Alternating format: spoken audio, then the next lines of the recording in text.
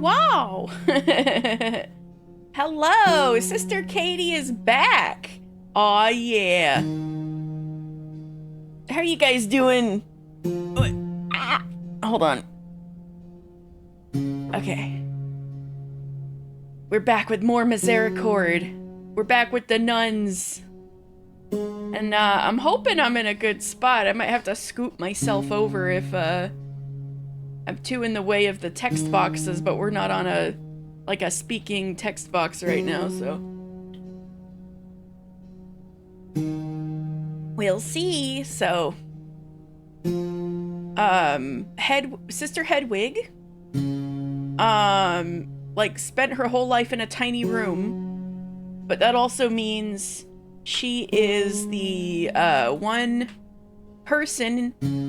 nun who could not have possibly murdered another nun.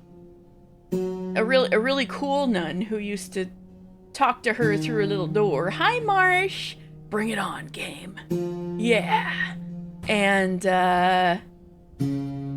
so, the Mother Superior has set Hedwig on the trail, little detective story.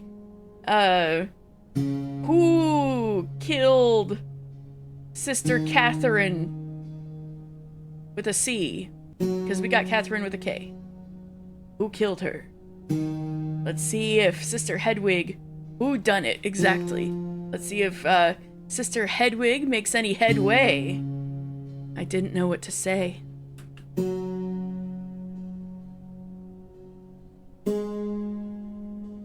The woman who had come to the hagioscope so many times, who had seemed so interested in me and my way of life. Oh no, she's talking about Sister Catherine. She didn't really get... So many crazy things happened during her first day. She didn't really get the time to reflect on the fact that Sister Catherine, who used to visit her so much, is dead. And, killed very viciously, too. She was beheaded. Who had seemed so interested in me and my way of life had been hiding an entire function of my job from me. That's right! Yeah! She and the Mother Superior figured out that, Hedwig was supposed to have been, taking the prayers of, the townsfolk down the hill and was supposed to be praying to God on their behalf, but it turns out Sister Hedwig never... Sister Catherine, who got killed, was the one in charge of, handing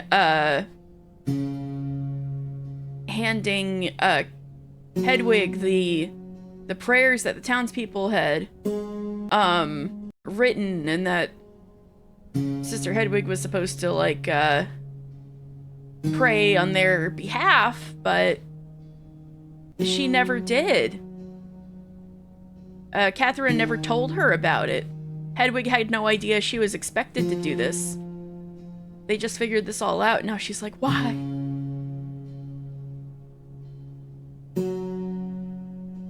Had been hiding an entire function of my job from me? Why? It made no sense. The already foggy picture I had of Catherine in my mind was losing definition. I could be a little smaller. Boop. Boop. Let's see if that does it. Yeah, that's okay. I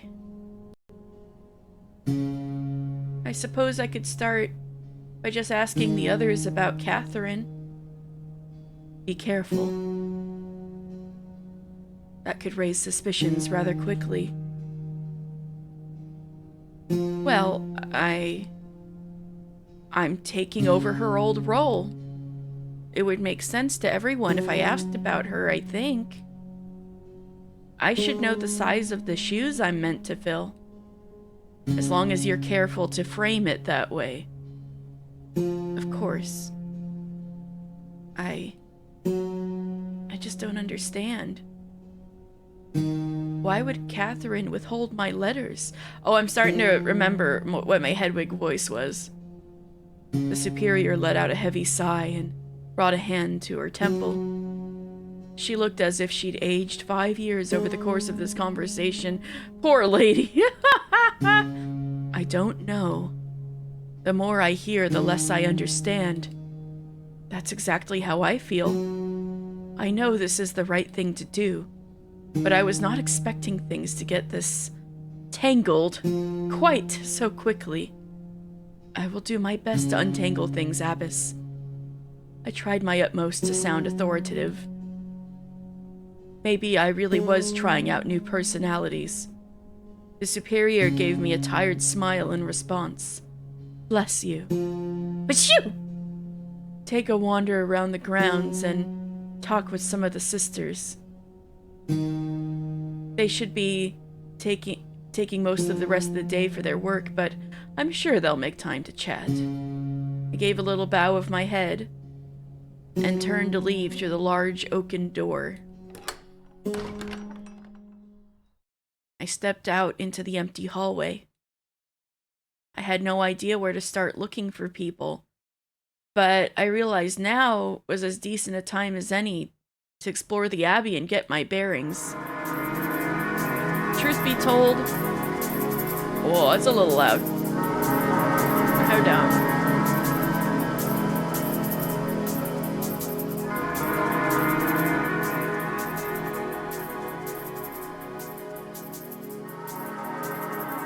That's better, right? Maybe a little too quiet. Let's leave it there. Truth be told, I had no idea how huge this place actually was when I was in my cell. I had a few diagrams of monasteries and cathedrals in my books, but those were just little lines on a page. It is Powerpuff Girls music! Now that I was actually wandering around an abbey myself, one that seemed to eschew the careful layouts I had read about at that, I found myself marveling at the tiniest things. Most of the stonework was quite old.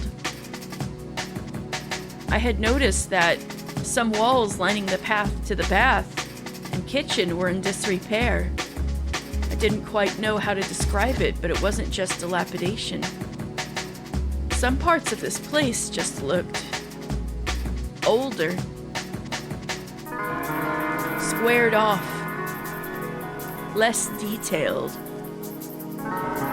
The chapel, for instance, while certainly very tall inside, felt very simple.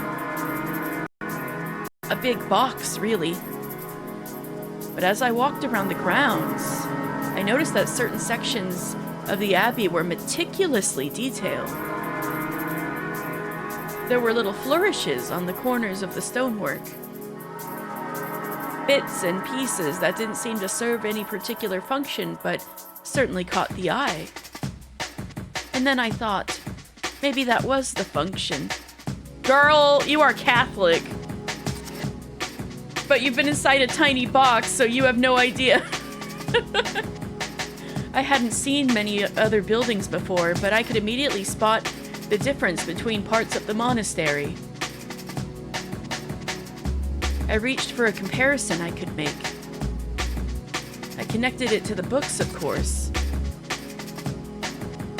Some parts of the abbey felt like they had been built in the way the Old Testament had been translated. Functional. Blunt. Constructed out of the bare necessities to make their point immediately. In the story of Elisha I was relaying earlier, the distance between the bears tearing those children apart and Elisha arriving in Bethel is 2 lines or so. Other parts of the Abbey were more majestic, pretty. Perhaps there is a structural reason for the way things look, but the look is what draws you in. You can gaze at it and ponder what it means rather than understanding its purpose immediately. Maybe it's just decorative. Maybe it's decorative and functional. Or perhaps the decoration is the function.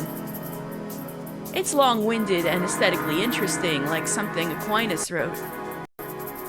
Romanesque versus Gothic. Well, yes, that was exactly what I was getting to. I apologize for rambling.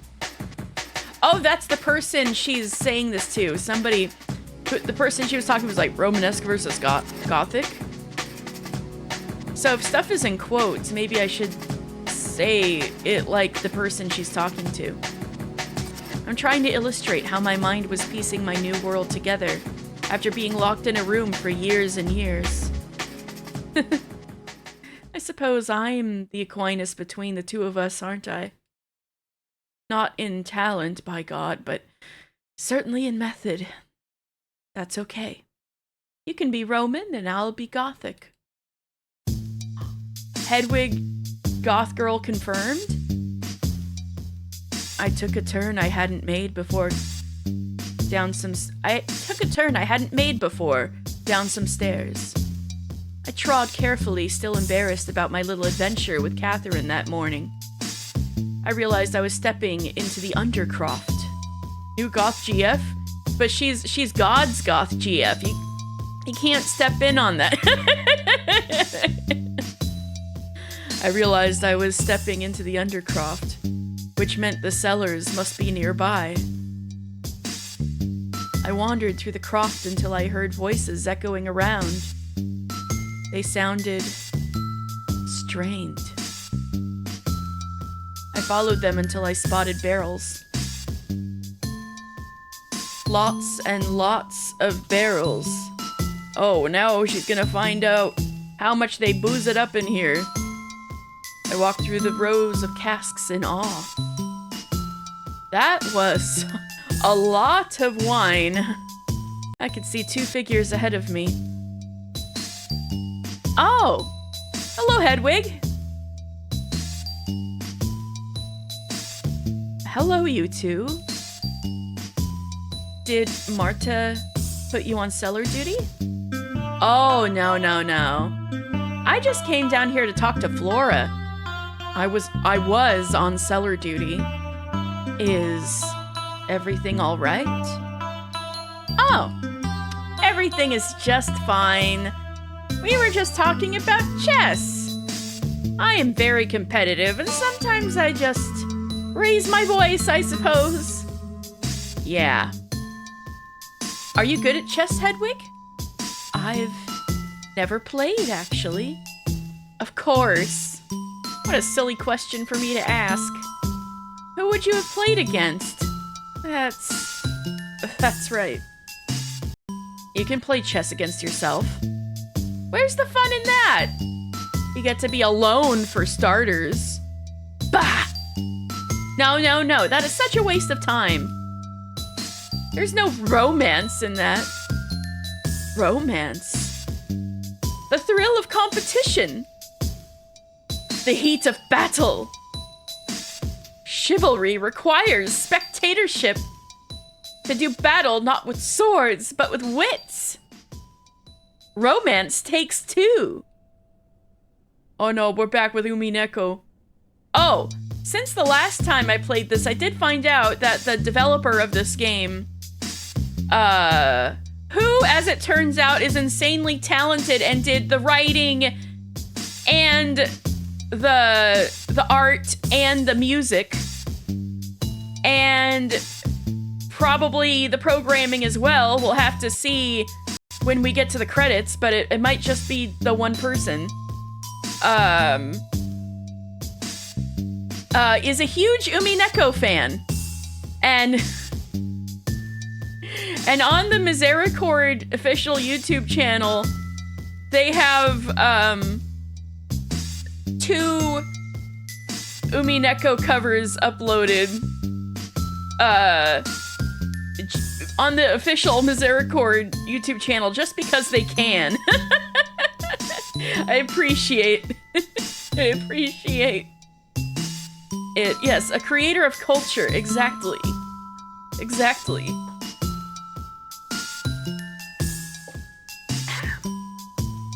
Wow, you...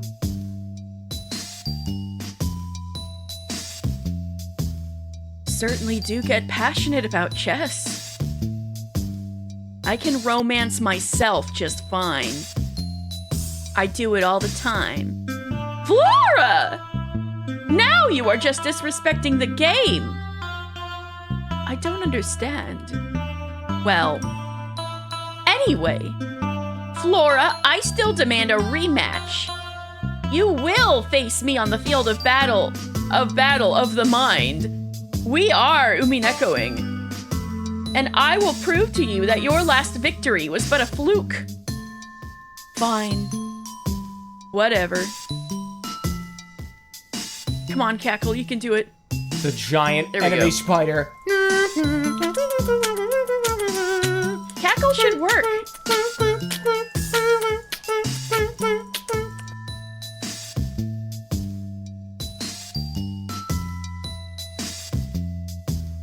Hold down.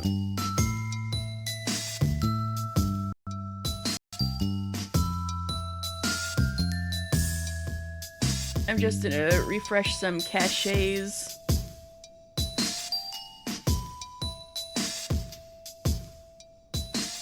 Okay. Imagine a cackle. Yeah! Okay. Fine, whatever. If it'll get you out of my face. Katie cackle. Yeah! I don't know. That sounds more like a Korok. Oh no. Fine, whatever. If it'll get you out of my face. Tonight, we duel. Yugi? Adela lifted up an imaginary sword, then twirled it and sheathed it at her side. Okay. Sure. Bye. Goodbye, my friends. If you are interested, Hedwig, I will teach you how to play one day. It's time to duel, says Adela. All you have to do is ask. She gave me a smile and left down the long passage of barrels. Come to think of it, I might have an Alexander Neckham book that mentions Chet. I don't care. Right.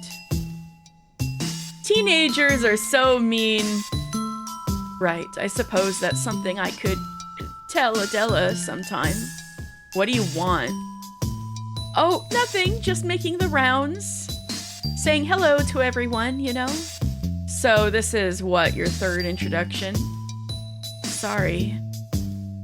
Flora huffed and leaned against the casks lined up along the back wall. Look, I'm sure you're really nice or whatever, but I don't volunteer down here for the conversation, understand? You like to work alone. Finally! Someone understands. Well, I will be working alone a lot too, I think. So do you have any advice? Advice. Yes? Advice for working alone? Certainly. Well, for starters, you need to be by yourself. All right. And then, once I'm by myself, I like to do my work. Why are you asking me for advice anyway? Aren't you like twice my age? I am barely a decade your senior. I'll have you know. Close enough. Marta had been right. I tried to change the subject to maintain composure. This is certainly a lot of wine. Yes, as you can see, I have a lot of work to do. Alone. Is the wine here good? I wouldn't know. I haven't gotten to try any. This batch will be the first the Superior has allowed me to taste. We must have a large vineyard nearby. These aren't all ours. Oh, really? Where are the other casks from? Dunno. Oh. Some rich guy, probably? Maybe this is a good environment for wine storage. Oh, I wonder if this ties in with that Lord of the House from the very beginning of the game. Maybe he donated wine to the monastery or something. Good for bringing out the flavor or whatever. I see.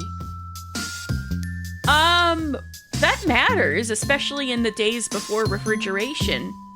Wine needs to be kept at like a certain humidity and a certain cool temperature. So, if they have like a nice cavern, like nice cool place under the monastery, makes sense that it'd be like, ooh, we could store our wine here, you know? I see. I see. Well, I shall leave you to it then.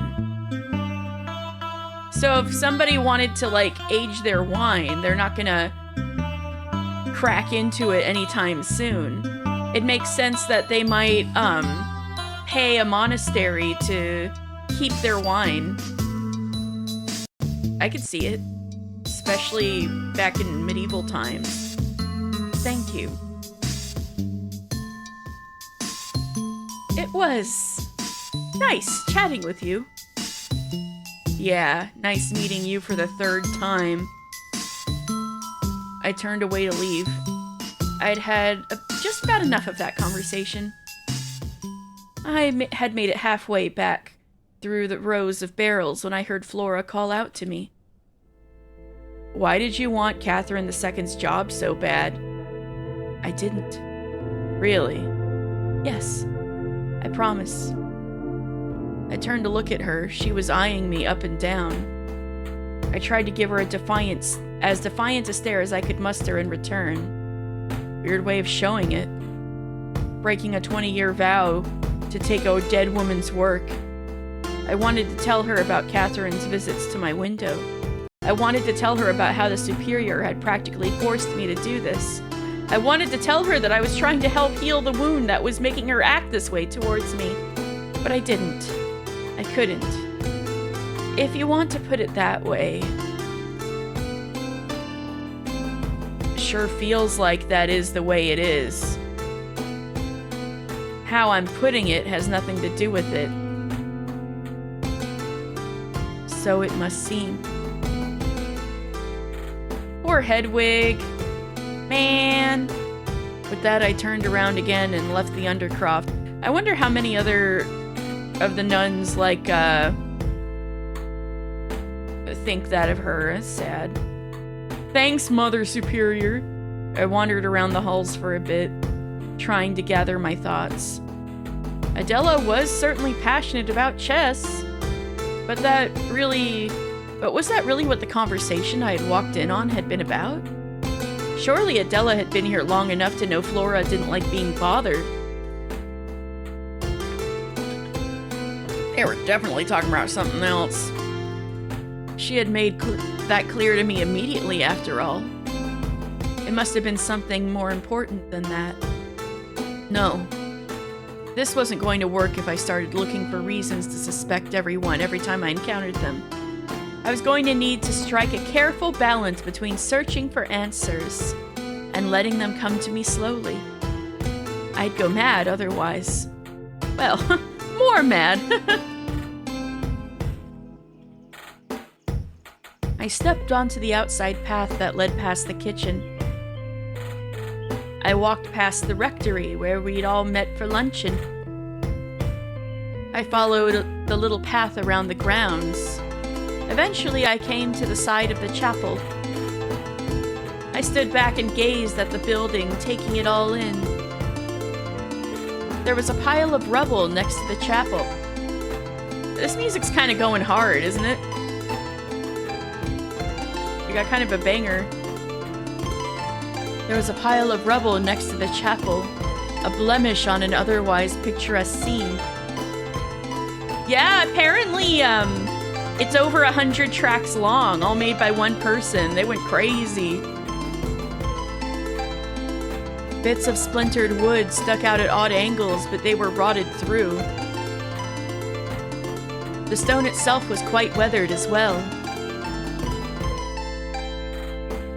You browsed the channel after you mentioned the Umi covers. Wild, especially as a solo artist. I know! I'm still, like, trying to take it in. There's, like, insane amount of work.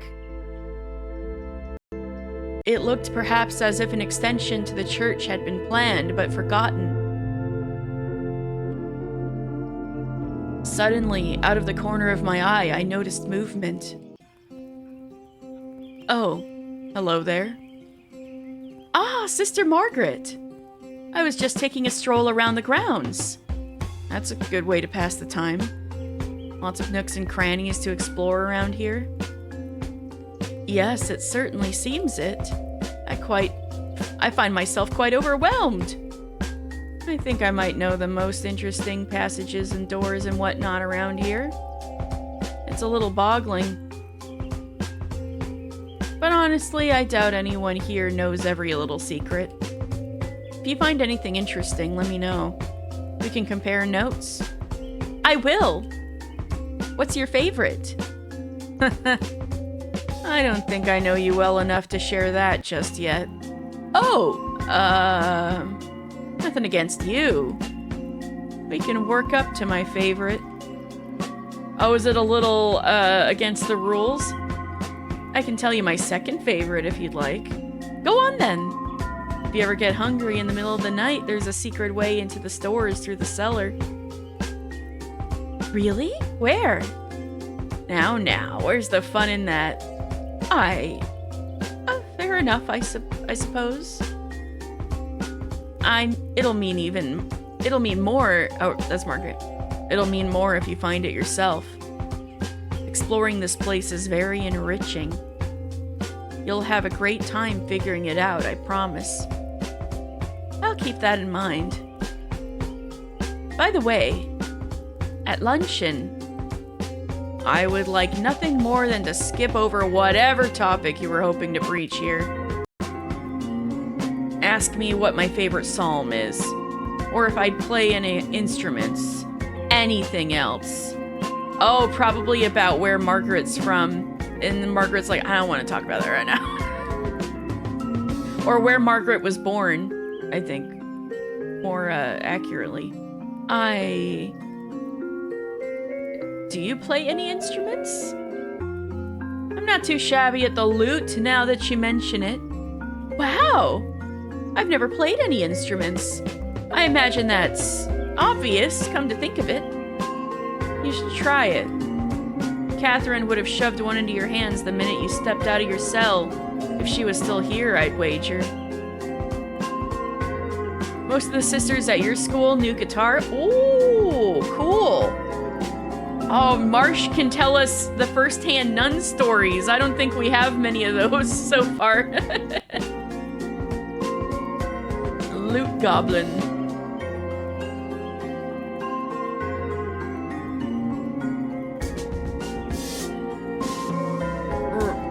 Really now? That's more or less how it was for me when I got here. Hardly a minute after having my hair shorn, she was asking me all kinds of things. What I liked to do, what I wanted out of life. Nobody got past her without trying something new. She sounds like she was very inspirational. She certainly had the stars in her eyes. May she rest in peace. May she rest in peace. Well, this has been as pleasant as it's been maudlin. I'll speak to you later, Hedwig. Until next time, Margaret. She gave me a quick bow of the head and continued off down towards the path I had come from. After taking another good look at the chapel, I looped around behind it. Then I could see rows upon rows of bushes and hedges, flower beds and vegetables. There were vines crawling up the walls of the building, surrounding the vast network of plants. This was Darcy's domain then, right? Darcy's taking care of the plants and animals.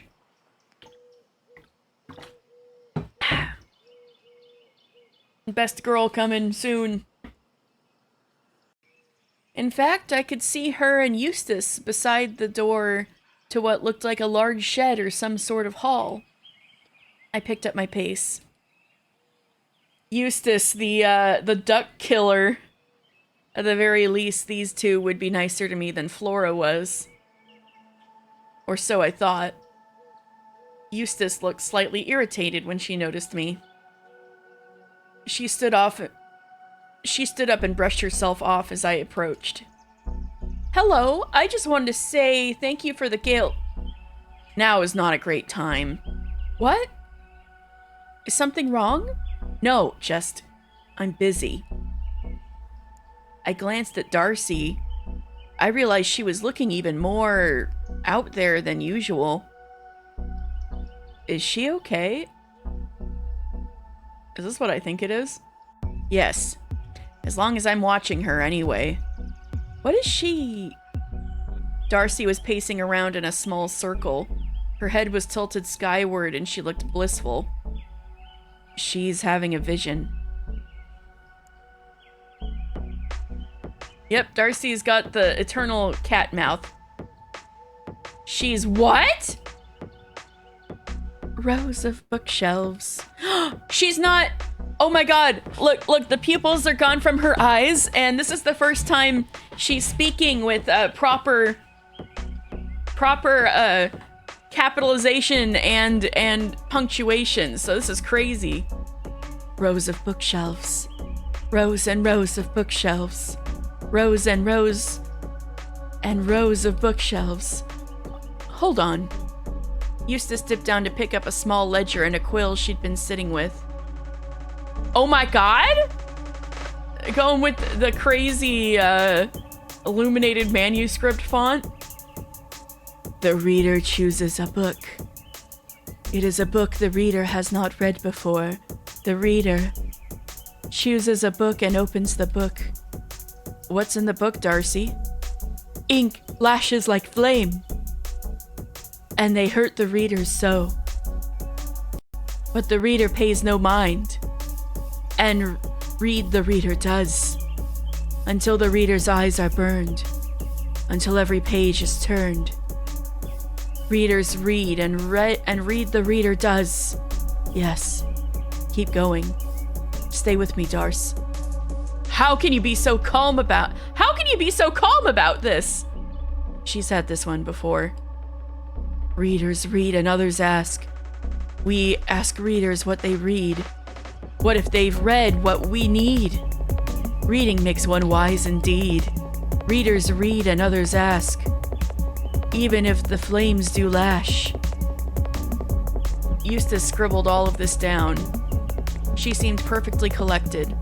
I couldn't believe what I was seeing. All of a sudden, Darcy stopped walking in her little circle. Next time Nero the cat walks around in a little circle, I'm just gonna assume this is what he's doing. She began to wobble and tears started rolling down her cheeks. Oh, girl! Her blissful smile was gone. This is new. What do you see now, Darce? What's happening? Fire. There's an ink blot in her dialogue. That's crazy. Fire. Yes, flames. You said that already. Anything else? Goat. Fire. Goat. She's saying that track was fire. This is the greatest of all time. Fire, goat. Forgot. I forgot what I was talking about. Okay, she's back to normal. Just another one of your visions. I'd say that tincture was a success. I knew she got her high! Oh, good. Was it a nice one? It's hard to tell. She touched her face and looked slightly surprised by how damp her cheeks were. Was I crying because I saw the face of God and it was beautiful? Or was I crying because it was bad? We'll talk about it later. Darcy, how long have you been having visions? For a long time. We really need to be going. Yeah, I need to go sit down for a bit after having one of my vision tinctures, or everyone says I stay too odd. So, bye, I'll talk to you when I'm less odd. Eustace took Darcy by the arm and coaxed her back towards the main building of the Abbey. I stood there stunned.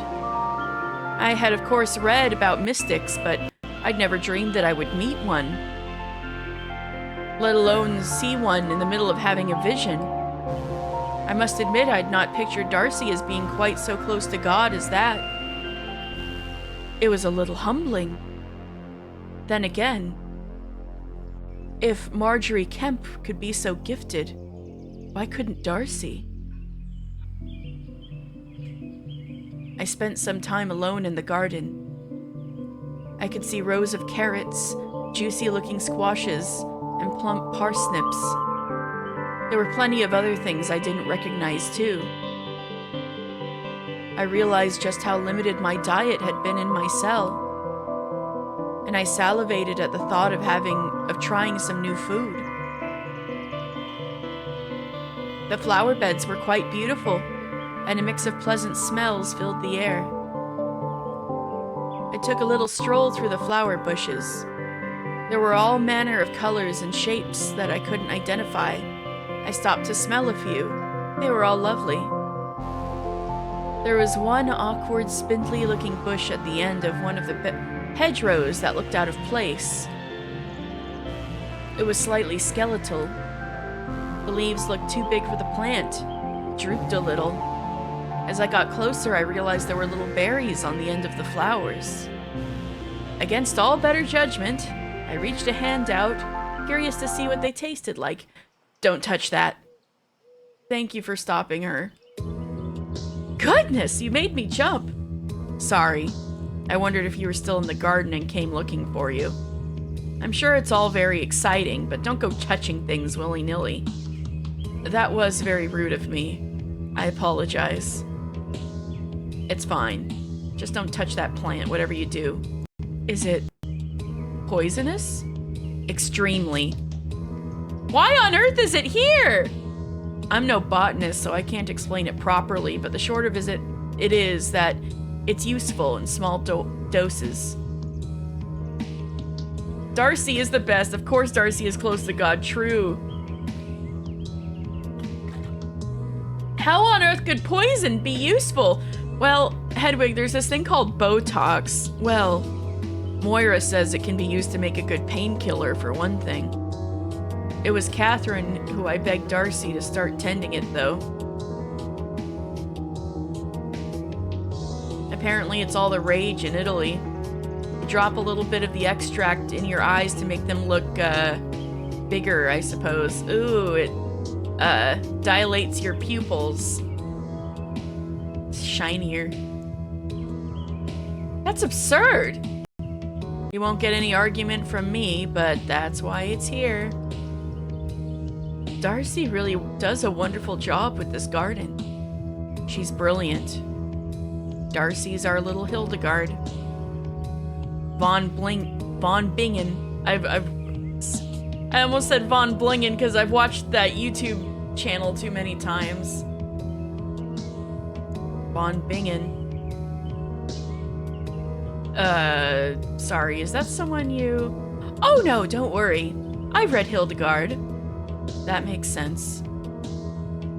You love that channel too? Yes! An expert with plants and a real visionary. Darcy's like her in several ways. That's right. Is she doing well after all that? She's fine. She tries to have them on purpose. She has all sorts of different concoctions she's been tinkering with to try and enhance and understand her visions for years.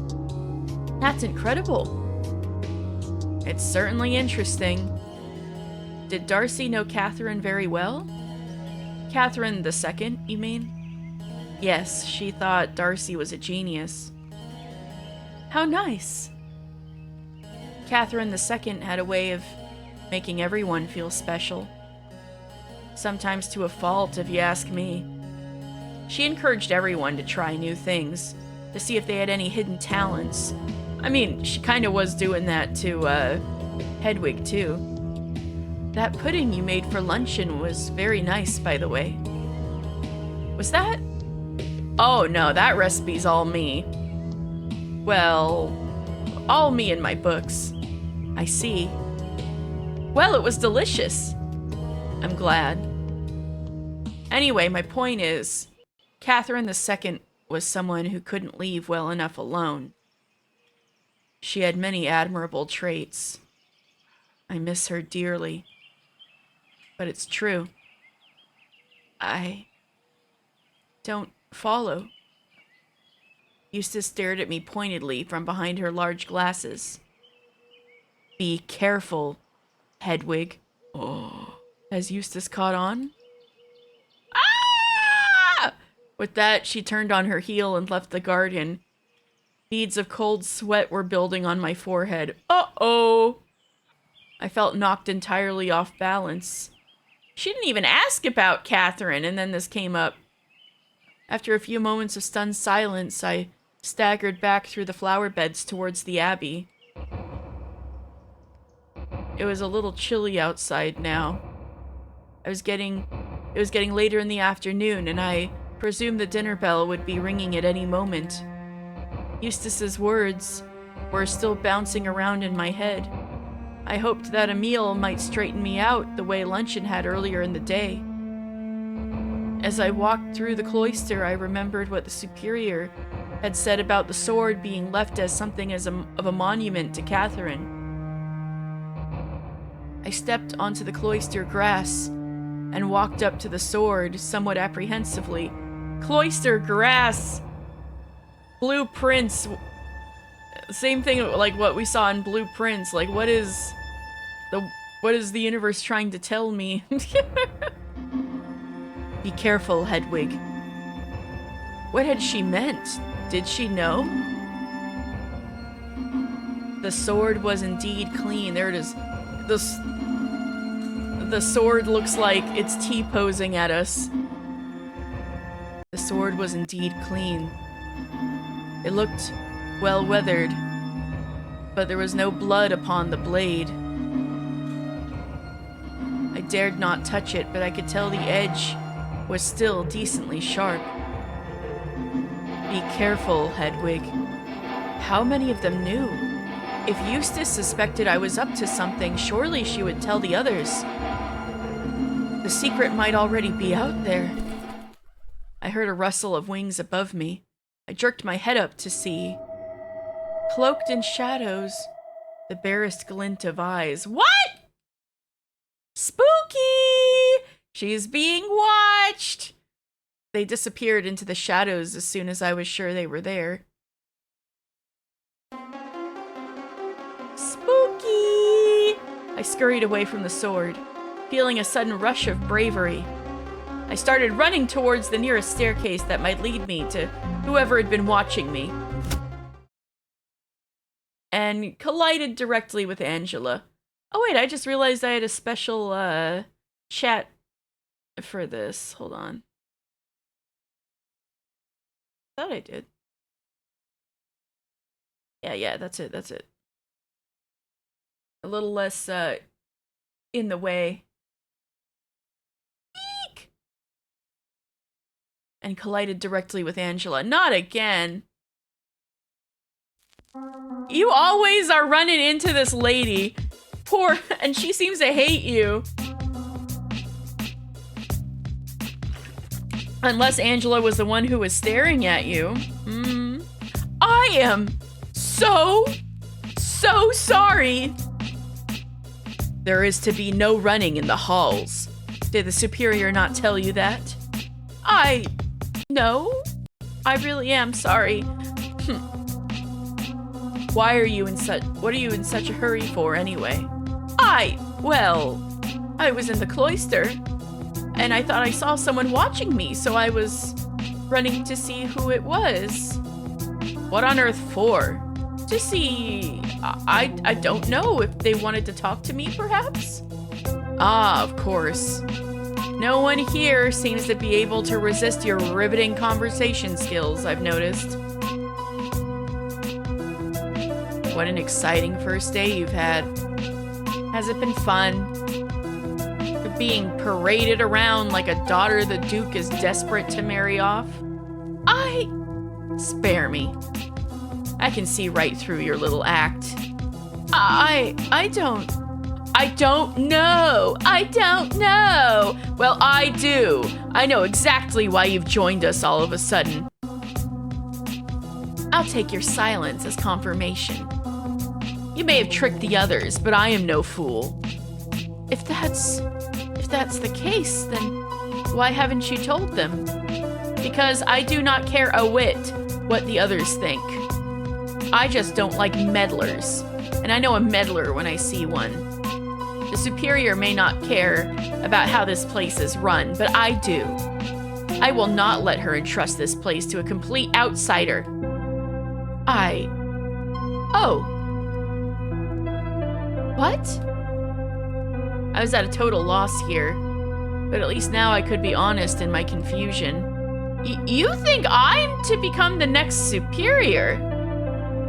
I'm not even close to the most senior sister here. As if tradition matters here. Why else would you have been let free from your cell? Why else would you be taking meetings alone with her? I'm just learning to be the new chronicler. Yes, the superior seems to think chroniclers make good superior material. Is that part of why Catherine was murdered? She was in the running to be the next superior? She is a fool, but a determined fool, I'll give her that. She cares a lot about this place, clearly. Hence why she's set a mouse loose in the kitchen. She stalked past me, turning her nose up. Jesus! I stood there shaking with anger for a moment. I wheeled around as she reached the bottom of the stairs. Who killed Catherine? I know I shouldn't have asked so bluntly, but I felt confident enough in Angela's ignorance to barrel ahead. James Foreman, a nasty little stable hand, who had his eyes on her ever since he first started making deliveries to the Abbey. She rejected his advances, so he hacked her head off with a sword he carried in his cart for protection on the road. It was brutal, random, and obscene, like most crimes are. I cannot believe that. You never met her. Why do you care? It is my job to care. Huh. Not yet, it isn't. I was fuming, but I did feel a little twinge of satisfaction, realizing that I'd thrown Angela off of my real reason for being here. I knew she was wrong about Catherine, though. There were too many strange things going on, too much unsettling evidence to the contrary. Evidence like, well, I didn't actually have any evidence, did I? I know, she's so rude. I just had whispers. Whispers telling me that something was very, very wrong here. I had agreed with the superior out of a mixture of obedience and pity, but now I was itching to find the truth and rub Angela's stuck-up face in it. Woo, vision thing. Beloved, do not... Oh, I got a Steam achievement. Misericorde. Whoa.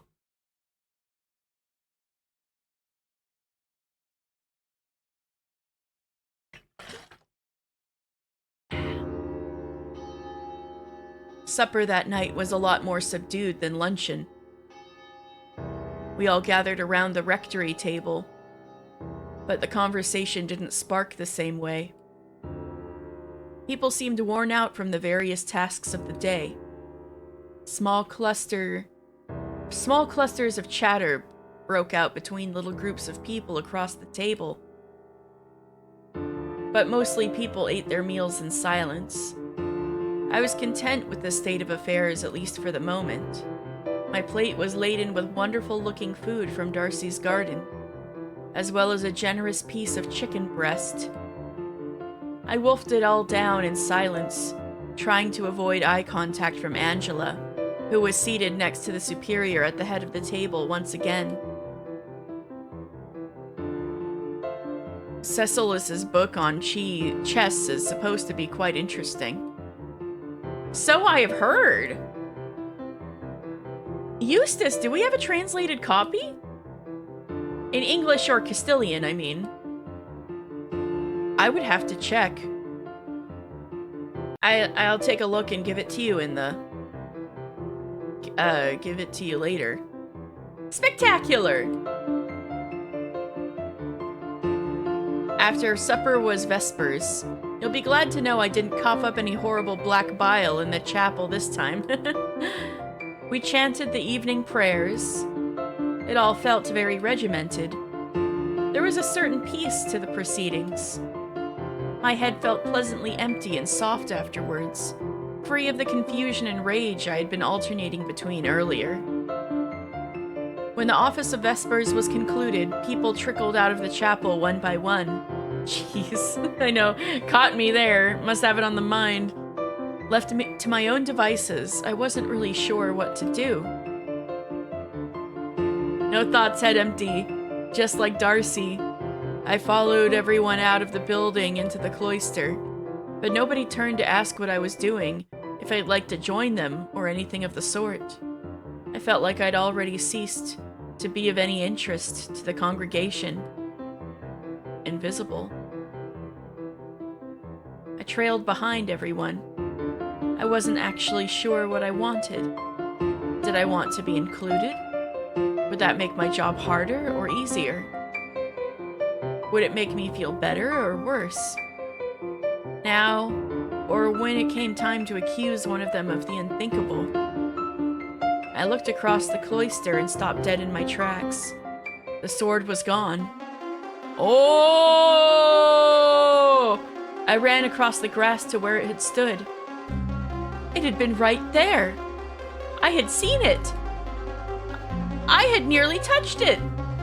The sword is gone. Hello? Hello? I called out, but everyone had dispersed already. I looked down at the grass and with a jolt, looked up at where I'd seen the mysterious figure earlier. They weren't there. I stared at the slight divot in the grass where the blade had been stuck into the earth for a little while. The superior! She had to be warned. Somebody's got a weapon now. Superior! Mother Superior, The door yanked open suddenly. Get in. Now. Are you quite mad? I will send for you when I am prepared to talk. If you're seen coming in and out of my office at will, I know, I'm sorry, but this is really important. You're putting both of us at risk.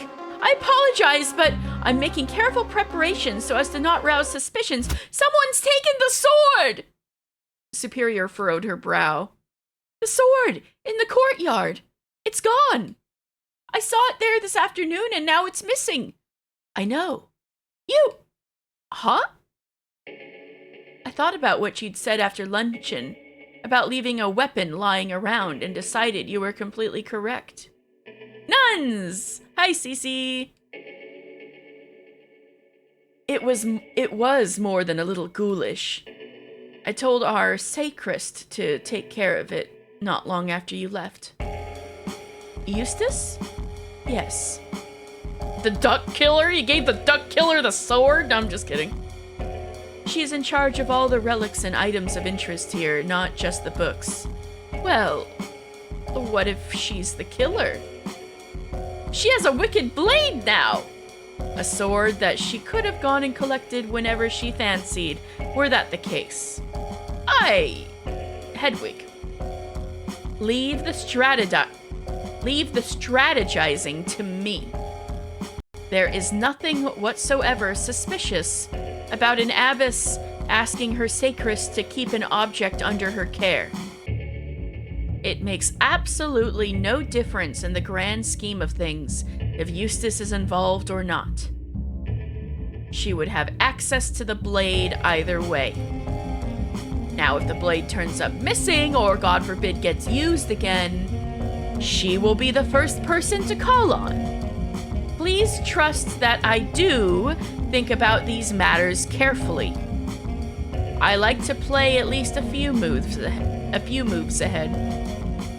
Moves ahead? What does that mean? She's never played chess, Mother Superior. Chess terminology. Have you played chess before? No. I'll have Eustace loan you Cecilus's book on the subject. It's really very interesting. I was well and bloody tired of hearing about chess, to tell you the truth. Anyway, you should go. Well then, Hedwig, you better never play Umineko. If anyone asks, I was checking up on how your first day went. How did your first day go? I took a deep breath and raised my finger in the air.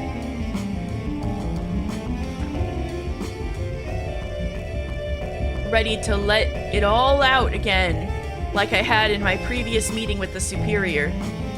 However, I thought better of it than the end. Fine. All things considered. Fine. Good. Good. Angela doesn't trust you. Now there's the shock of the century. Anything else? No. Very well then. I shall send for you when I am ready to speak on these matters again, and take you to visit the accused. Understood, Abbess. Have a good night, Hedwig. I left. I trudged up the stairs back to the dormitories. I pulled my robes a little tighter around myself. The wind was picking up outside. At the top of the stairs, I could see Eustace and Adela walking through the halls, holding torches and lighting the sconces on the walls near the entrance to the dorms, the library, and the Misericorde. Like the name of the game! Kind of. I was somewhat surprised. Oh my. Trails in the Sky? Oh! How's the Trails games? I've never played one. The soup is totally gonna die? She's too in control. Oh, that would be wild if the Mother Superior was found dead. Things would go crazy. Yes, Cece has been a most loyal clipper. Y'all gotta, step up while she's busy. Oh my. Who's going to be awake to snuff all those out later? We typically only do the ones up here. This hallway gets a bit of traffic at night. The dorms, the library, and so on. Do not worry about fires, though. We put them out before we go to bed. I nodded absent-mindedly and continued down towards the dorms. I had had a long day. The energy I had received from the bath had almost been entirely spent.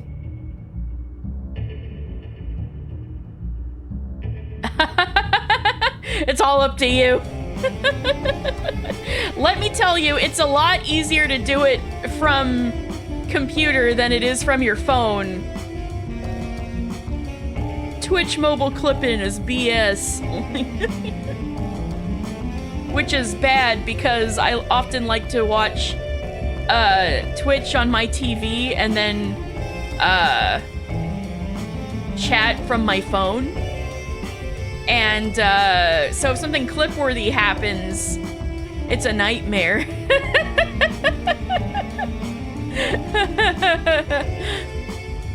I had had a long day. The energy I had received from the bath had almost been entirely spent. Yeah, you always watch on a desktop, so you got him like that. Although, since I've started the VTubing life, I have been watching on PC more often. You're on phone right now cooking chicken. Okay, we won't put the clipping onto your head then, because I wouldn't wish mobile clipping upon anyone. Maybe I'll highlight them myself if anything crazy happens. Maybe, I don't know. We'll have to hold out until Rowan starts lurking. But then Rowan's preparing for their own stream later. Ah!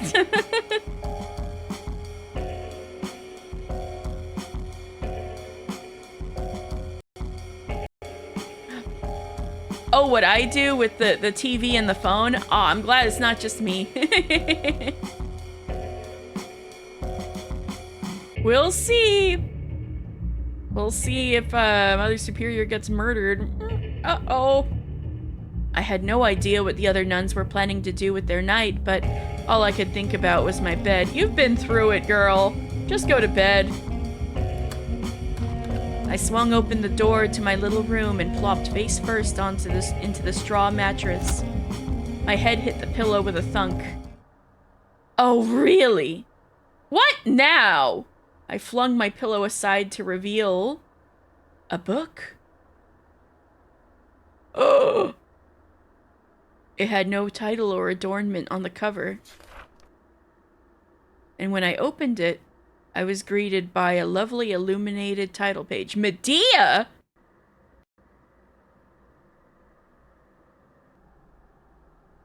This is a little threatening.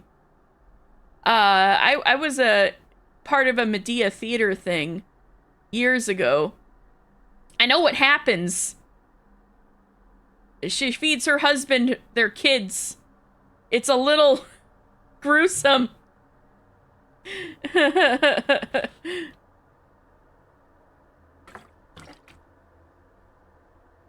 She was involved with in that's like one telling of it, and there's some tellings where she's like with Jason of the Argonauts. But yeah, she's like a Greek mythological figure. When I opened it, I was greeted by a lovely illuminated title page. Medea. Transcribed proudly by Catherine II of Lynbarrow Tor Abbey. Well, when Catherine had been talking to Hedwig at the beginning of the game, she did strike me as something of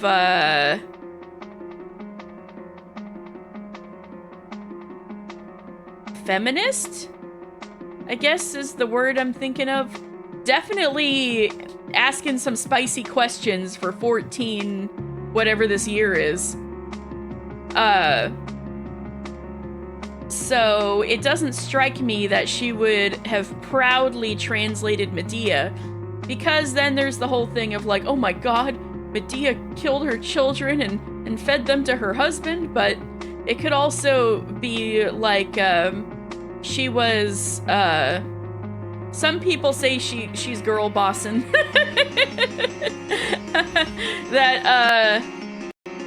that she did so because of like a pain and betrayal, and this was her taking back, the Bible has bears, lol. So some could say, such a terrible crime was part of her expressing her very real emotions and taking back agency after having been betrayed. So interesting to just leave under her pillow, because who left it under there, given that Catherine is dead?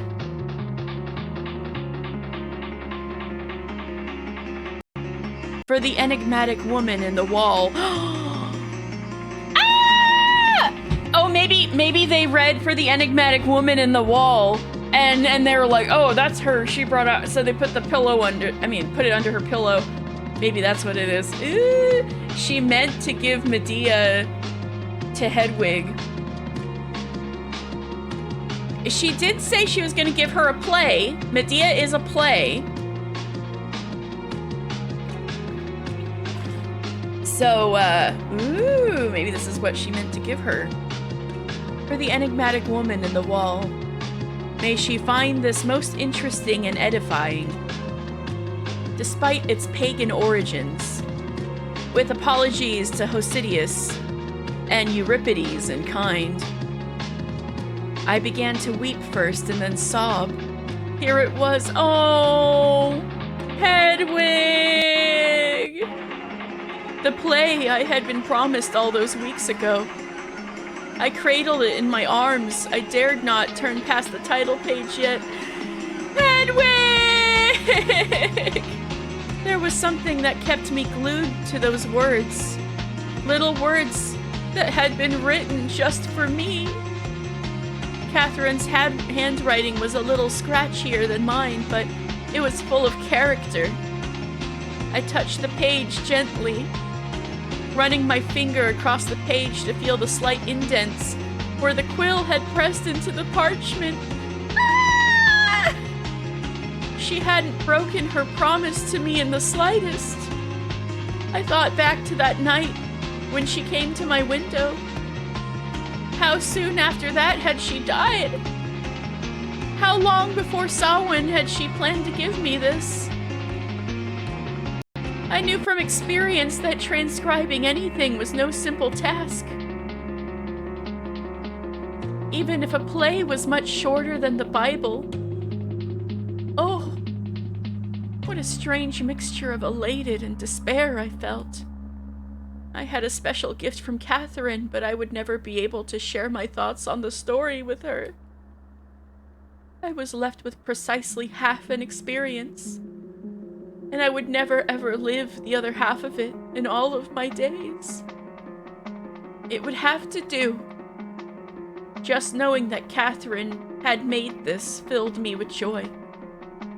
As I dried my tears, I wondered, who had brought this for me?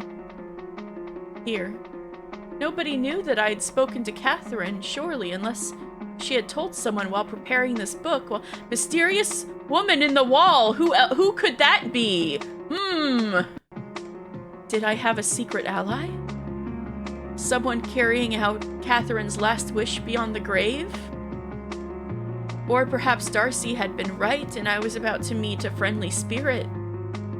I fantasized for a few moments about reading Medea alongside some sort of transparent, flickering version of Catherine for a moment, but it was too sad to keep up for very long.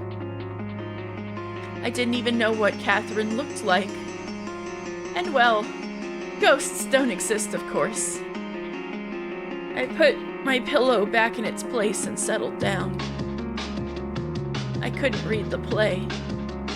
Not just yet. The whole thing was just sinking in still. I clutched the book to my chest and drifted off to a much-needed sleep.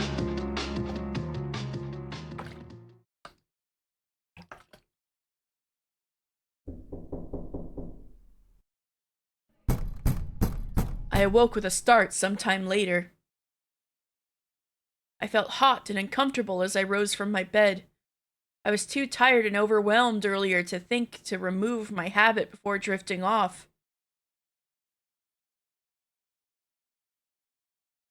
I carefully slotted the copy of Medea under my bedsheet and stepped out into the dormitory hall. Hello? Is everything all right out there? I spoke in a loud whisper, not wanting to wake anyone who may have also been trying to sleep. I got no response, however. I peered out into the second-floor hallway. The sconces were still lit, flickering somewhat in the wind. Up ahead, I could hear a door closing. People were still awake, it seemed. I sighed deeply. She didn't even get to sleep through the night? Dang. Was this the hazing the superior had mentioned this morning? Flora? Is that you? Margaret? Catherine? I could hear faint laughter coming from somewhere down the hall. Curious, I crept forward. I could definitely hear laughter and talking and what sounded like a lute being strummed. Oh, they lootin'. As I walked down the hall, sounds got closer. I realized they were coming from the door next to the library. The Misericorde? Oh, they party in the Misericorde? Oh, I see. Maybe it's Sister Steve?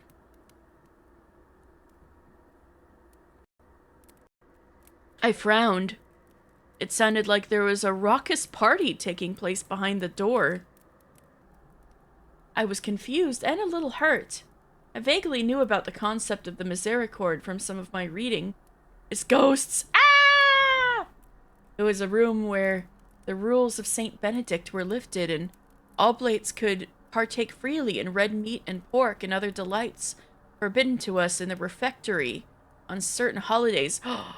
Is Misericorde a multi-layered...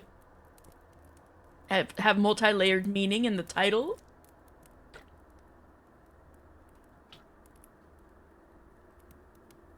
Do the nuns partake in forbidden delights?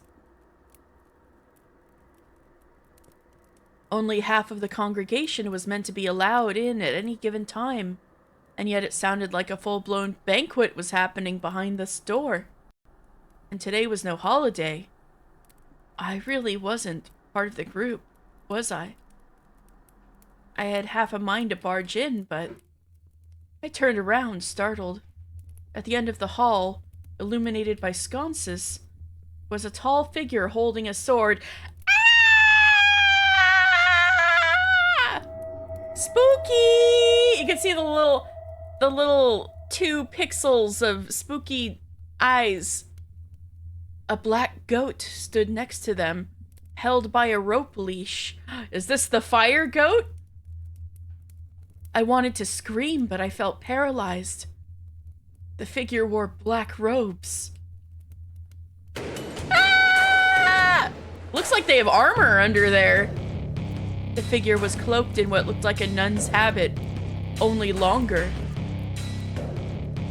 And without a white wimple or cowl. They stood taller than any woman I had ever seen. Slowly, the monster lifted their sword towards me, pointing with the blade, and as it glinted in the fire, I realized they were wearing a large metal gauntlet. I took a step back, but as soon as I did, the apparition at the end of the hall thrust the blade they held into the air. With a rumbling rush of air, all the sconces in the hallway blew out. Ah! For a moment, everything was pitch black. The figure's sword was suddenly wreathed in flame. It is the fire goat! I could see once more. This creature and their pet were an even stranger sight, lit only by a flaming sword. In the red light of fire, their eyes glinted with an unholy sense of menace. Shadows danced through the hall as the mysterious figure slowly lowered their weapon again, bringing it to rest against the ground.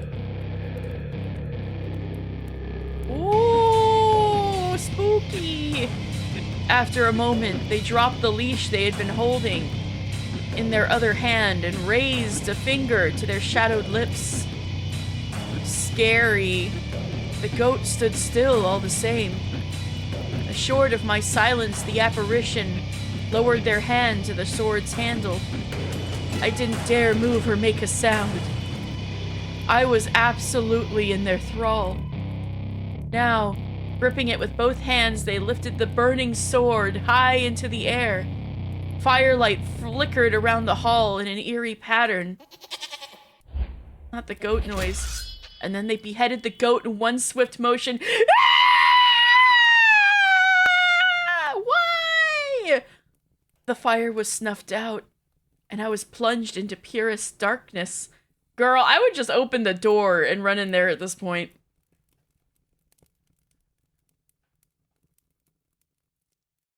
Not cool, spooky person. What the heck? Unable to bear it anymore, I finally screamed. Ah! I heard booming metal boots against stone. Fearful that it was the beast bearing down on me, I turned to flee, but got tripped up on my habit. I stumbled to the ground and knocked my head against the stone so hard I could see stars. I groaned in pain and struggled to find my bearings, but I was quite dazed. After a few moments of scrambling, I realized there was a thin strip of light next to me in the darkness. As the sound of chairs scraping was heard, shadows began to pass over the bright line, and I recognized it was candlelight leaking from underneath the Misericorde door. There was some panicked fiddling with a latch, and then the door finally swung open. A few of the sisters huddled around me. Adela was holding a candle and looked by far the bravest out of the group. Hedwig, are you quite all right? Whatever is the matter? Intruder! I lifted a hand weakly to point down the hallway where I'd seen the ghastly apparition. Adela took a few steps in that direction, but I lunged forward to grab her frock. No! They're armed! Armed? Yes, there was a monstrous figure at the end of the hall carrying a sword. What? What should we do? Marta and Charity appeared in the Misericorde's doorway. Excuse my awful hearing, but did you say you saw someone with a sword? Heavens above. I thought we were done with that sort of nonsense. Adela had tugged her robe out of my grip and was cautiously walking down the hall. I dragged myself to my feet and made to follow her, the rest of the sisters who had spilled out of the Misericorde in tow. Tell me everything that happened, Sister Hedwig. I saw someone knocking on my door, and I heard someone knocking on my door, and when I stepped out to investigate, no one was there. So I left the dormitories to see if they had gone down the hall, perhaps. And then I saw someone at the end of the hall, carrying a weapon and with a goat in tow. Hold on, a goat? Yes, and then they raised their sword, and the torches blew out. Crumbs, I would have been scared out of my wits. I still am. What happened next? I'm dying to know. I suppose it must have been a he, the more I think about it. He lit his sword aflame and beheaded the goat, but not before pointing straight at me. A threat was leveled against me directly. Beheaded a goat, you say? Yes! This is a rather strange story, Hedwig. I understand, but you must believe me. We had reached the end of the hallway, which split in two directions. Did y'all pass by a goat? A large door. I mean, it is dark. They could have missed it, but a large door to the surrounding wall of the abbey was open to our left, wobbling slightly in the wind and creaking softly. Where did the swordsman kill the goat, Hedwig? It would have been, well, here. Just about. I gestured around myself in a circle, but as I looked at the stone floor, I realized there wasn't a speck of blood to be seen. Are you feeling quite all right, Hedwig? You must have been seeing things. No shame in it, mind. There's all sorts of odd things I've convinced myself I'd seen in the dark. And you're in an unfamiliar place and all. No, I saw it! It happened right here! Everyone was looking at me with a mixture of concern and annoyance now. Can we go? It's bleeding cold here. Adela's candle blew out.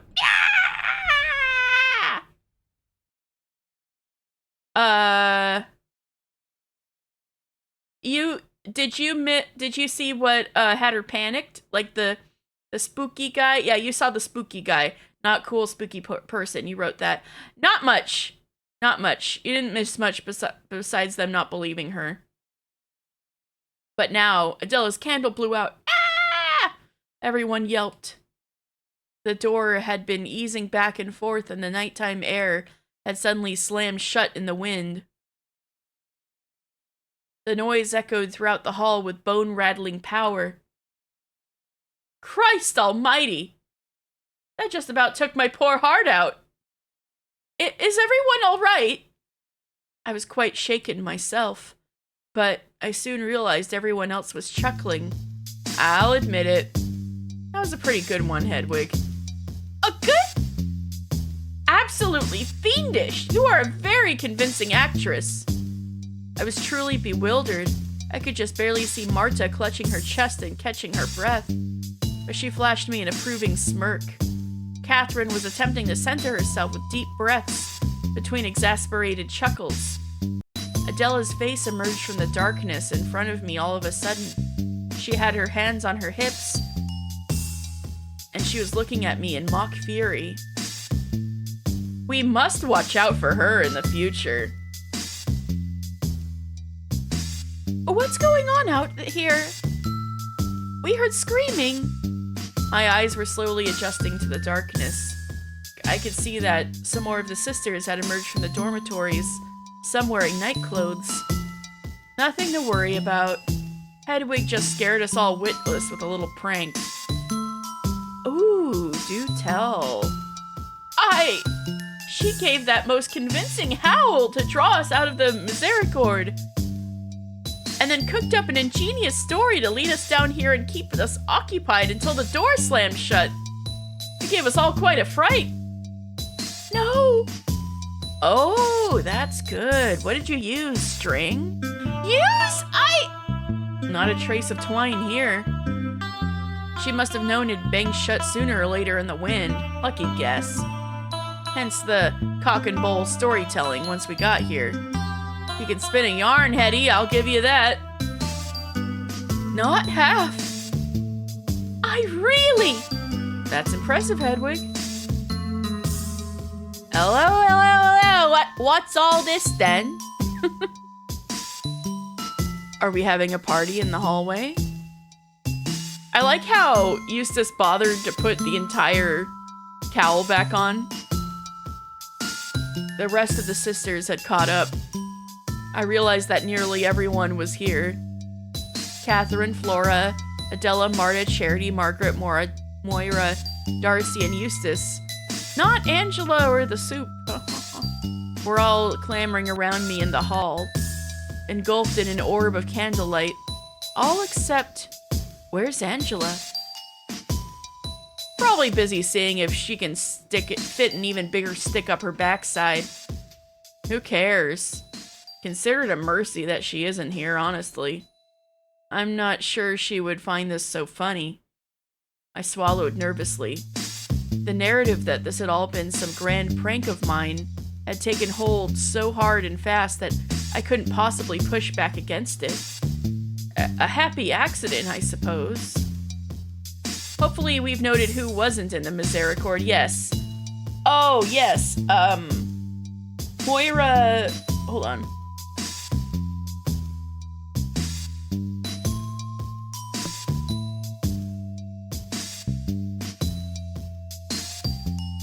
Okay, so, Catherine, Flora, Adela, Marta, and Charity were in the Misericorde.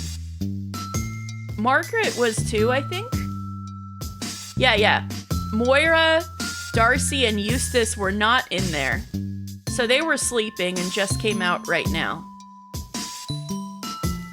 So the only ones who could have done it, who were a nun, were Moira, Darcy, Eustace, Angela, and the Mother Superior.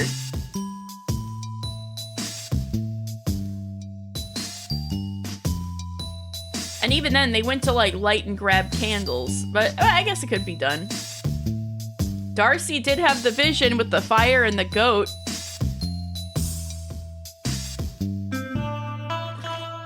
That's true. But if there was no blood on the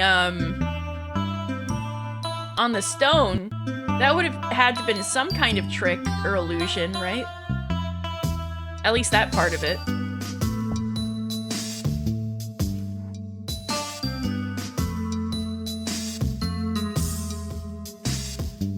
It was, oh wait, let me... A happy accident, I suppose, given that it was clear as day.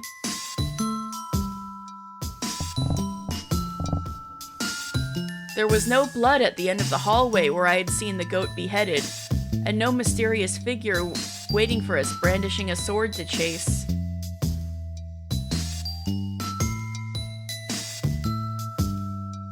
A late-night decapitation of a non-human at a distance, fairly easy to fake.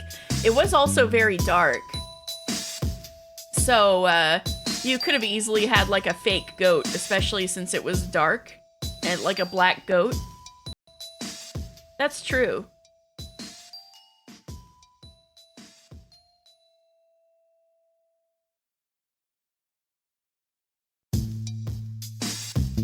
We know Eustace has the sword, and she was not inside. Also, Eustace was,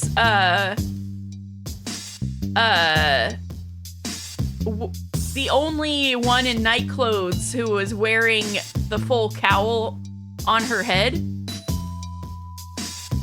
So maybe she was out and about just now.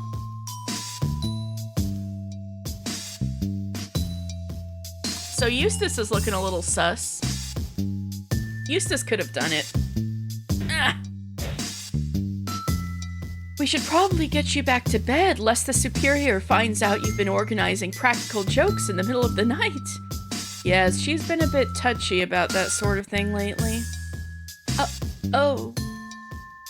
Yes, although I expect she was more worried about us hazing the newcomer rather than the newcomer hazing us. Oh, that reminds me, Hedwig, did you like my prank?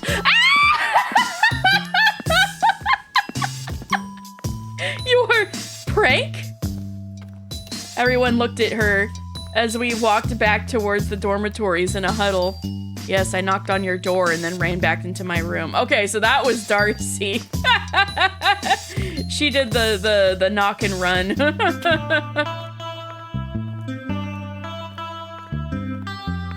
A small titter rose up from all the sisters. Dearie me. Oh, silly. Eustace didn't want me to, but I did anyway. Oh, she was talking to Eustace. Eustace was like, don't do that, don't knock on her door. I was mostly worried you wouldn't make it back without being caught. I'm faster than I look. Or knocking something over. It was very funny, Darcy. You gave me quite a scare. I mean, Eustace also was there writing notes of the vision. So she wrote down the fire goat and could have, can't trust any women in glasses. Excuse me? That sounds like a pointed comment.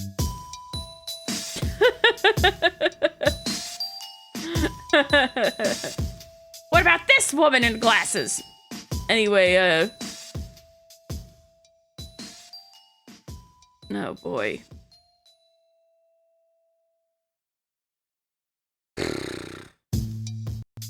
Yeah, Eustace could have definitely cooked up this, prank. Because she could have gotten the idea from Darcy's vision, too. And she had the sword. So that's my suspicion.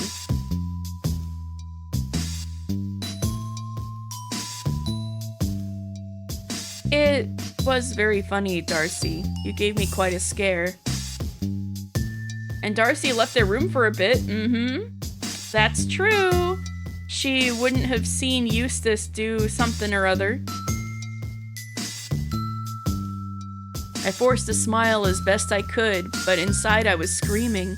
Were the knock and the horrid apparition two separate events? How was that possible? It was hard to accept, although... Oh, and like the gauntlets could have been relics as well, right? Because she's in charge of the relics. Maybe they've got armor in there, in their collection. Not half the one you gave us.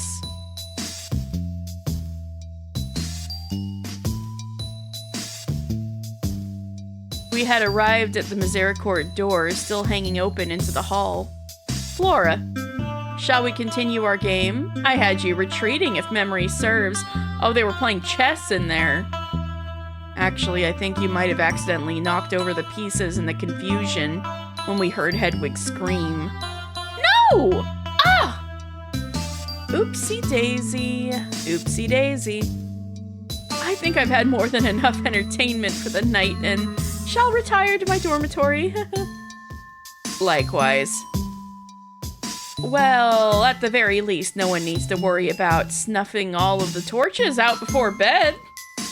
Everyone murmured in agreement. So all of the sconces were indeed blown out.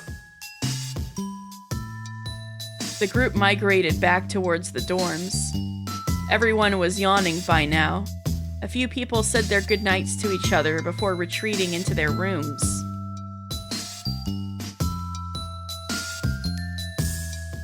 I guess there was something about a door, wasn't there? Let me scroll up quite a ways.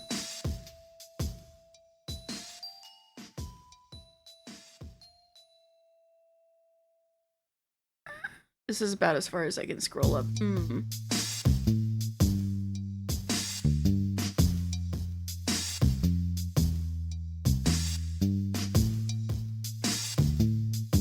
She couldn't see. I feel like there was something about a door, but that would have been before this, so I didn't see. Yeah, it's nice, isn't it?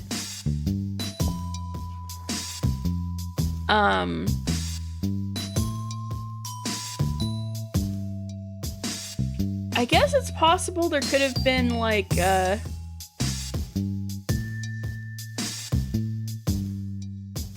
door slamming! Wait.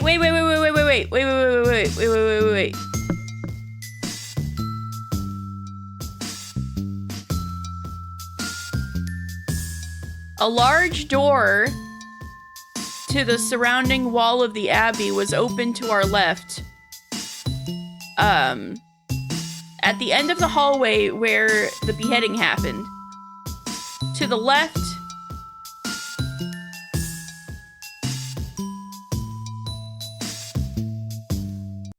was a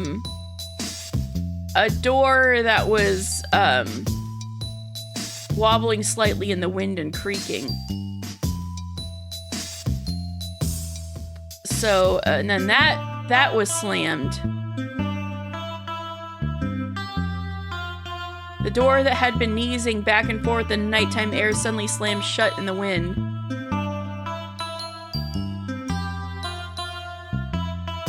I guess Eustace could have gone out through that door and slammed it and been like behind it and then slammed it.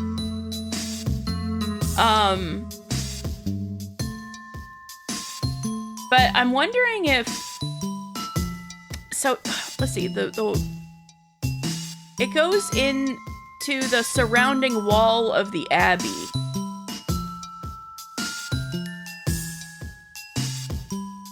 I'm trying to think if there is some physics way that if you like open that door suddenly, would there be like a gush of wind if it was windy that night?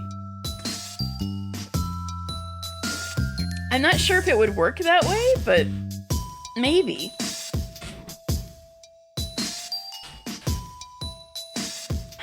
And that could be like an explanation for all of the sconces getting blown out if there was like a big gush of wind from suddenly opening that door or something like that.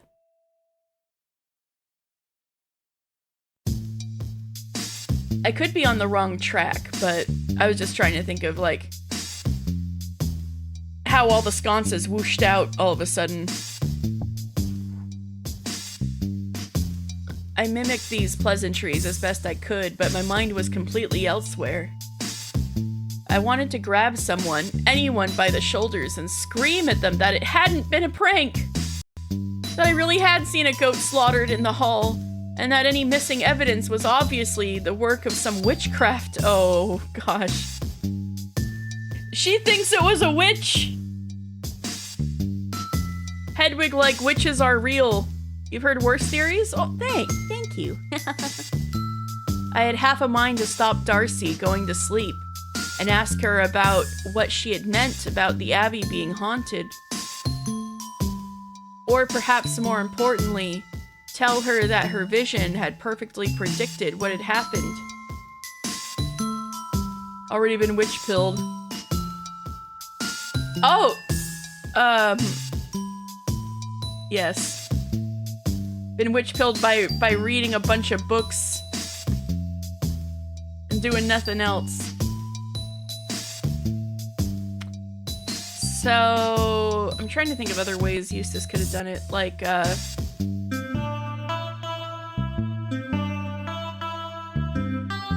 she would have been standing right by the door. And,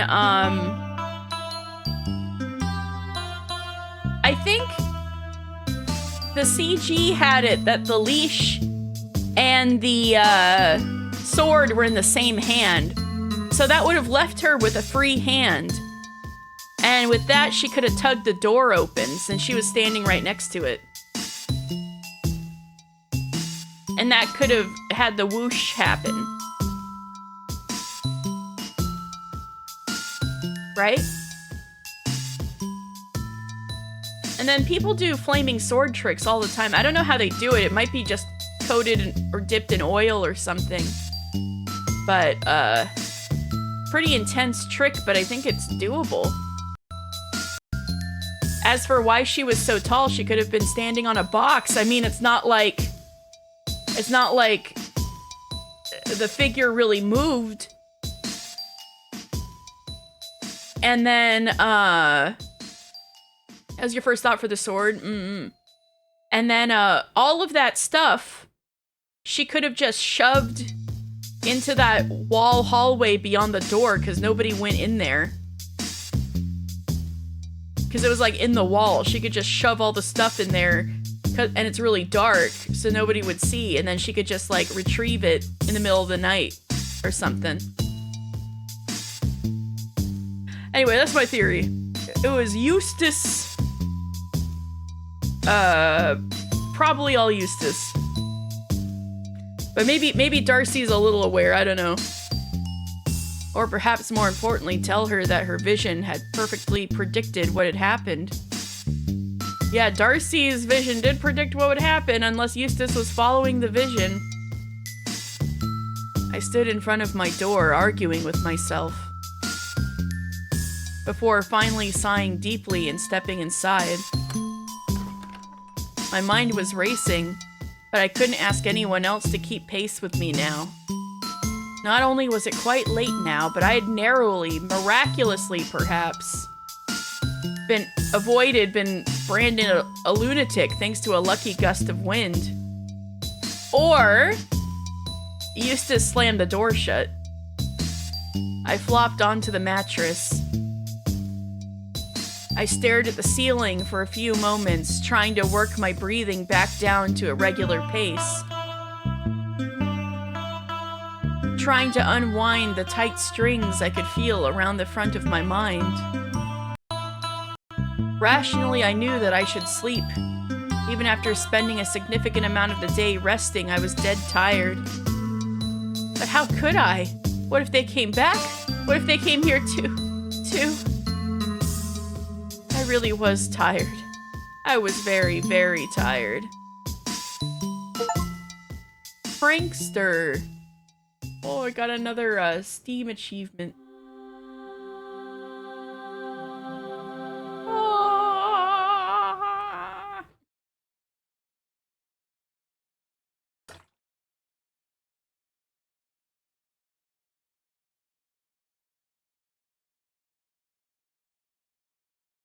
After what couldn't have been more than an hour, I awoke with a start and a yelp. Can this girl sleep through a night? Holy crap! After a moment, I realized I was sitting straight up in bed with my fists raised. Sleep may have taken me, however briefly, but I suppose I could at least take some comfort in the discovery that I would have been ready if any attacker had made their way into my room. She was shut her fists up like... Whatever good my skinny fists would do against a broadsword, at least. It was dead quiet, save for a light whipping of the wind and a few crows in the distant woods. My eyes adjusted to the darkness after a few moments. I steadied myself and then crept out of bed, sliding my nightgown over my head. I wasn't going to be able to sleep, not until I could be sure I was safe from whatever horrid creature had menaced me earlier. I placed an ear to the door, just to check if my little squeak upon waking up had alerted anyone. Silence. The stone walls between us were quite thick then. Carefully, I opened my door. Mercifully, it wasn't excessively creaky. While there was a little moonlight leaking in through the threshold to the landing, it was far too dark to go exploring without a light. I remembered Eustace and the others had been holding candles when they came to check on things earlier, so surely there must be... Aha! I hadn't spent much time in the dormitory's main room. Sure enough, there was a pricket holding a slightly droopy candlestick, resting on the simple mantel above the fireplace. I held a hand in front of the iron hearth cover. I couldn't feel much warmth, but I had to try. The cover was quite heavy. I did my utmost not to make a sound as I pulled it out of the way, just enough to peer into the fireplace itself. Sure enough, a little gust of warmth billowed out. The fire had been banked with ash, just as I had done many times in my cell. I carefully stretched my hand into the fireplace to brush some of the gray dust off of the embers before touching the candlestick to it. Eventually, the wick took, and I had a little light all my own. I nearly dropped the candle in surprise. A noise had come from one of the adjoining bedrooms. Ah! Terrified, I scrambled out of the dormitory as fast as I could, just as one of the doors swung open. I held a hand over the candlestick's flame in an attempt to hide the flickering light. I could hear hushed voices carrying out of the room into the hallway. Darce, hey, Eustace and Darcy are two, suspects. What? Where did I put the candle? Oh, I don't know. Damn it. I've got one here, hang on. Give it here then. Honestly, what are you like? Very talented and smart. Not what I was thinking at this particular moment. What's wrong? Nothing. A moment later, I could see orange light emanating through the threshold into the hallway. Oh, is she going back to get the stuff from that door? My breath was shallow and ragged as I tried to stay as quiet as possible, and I was still turned at an awkward angle to hide my own candlelight. Come on, then. Yeah, sorry, I thought I heard something. Maybe it's the ghost. Ooh. Let's be careful what we joke about. Who's joking? Eustace had no answer for this, and turned away from the landing back to the dormitory. I heard a few footsteps and finally a door closing. As stealthily as I could, I left my hiding place and scurried down the hall. As quietly as I could manage, I moved towards the hallway, towards the spot where the apparition had emerged.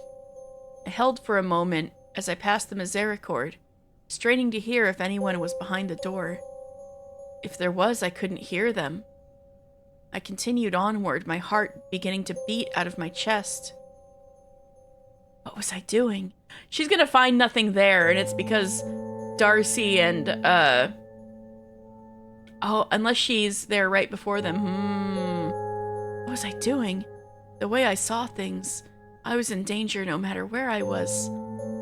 That thing could either kill me in my sleep or catch me out in the halls.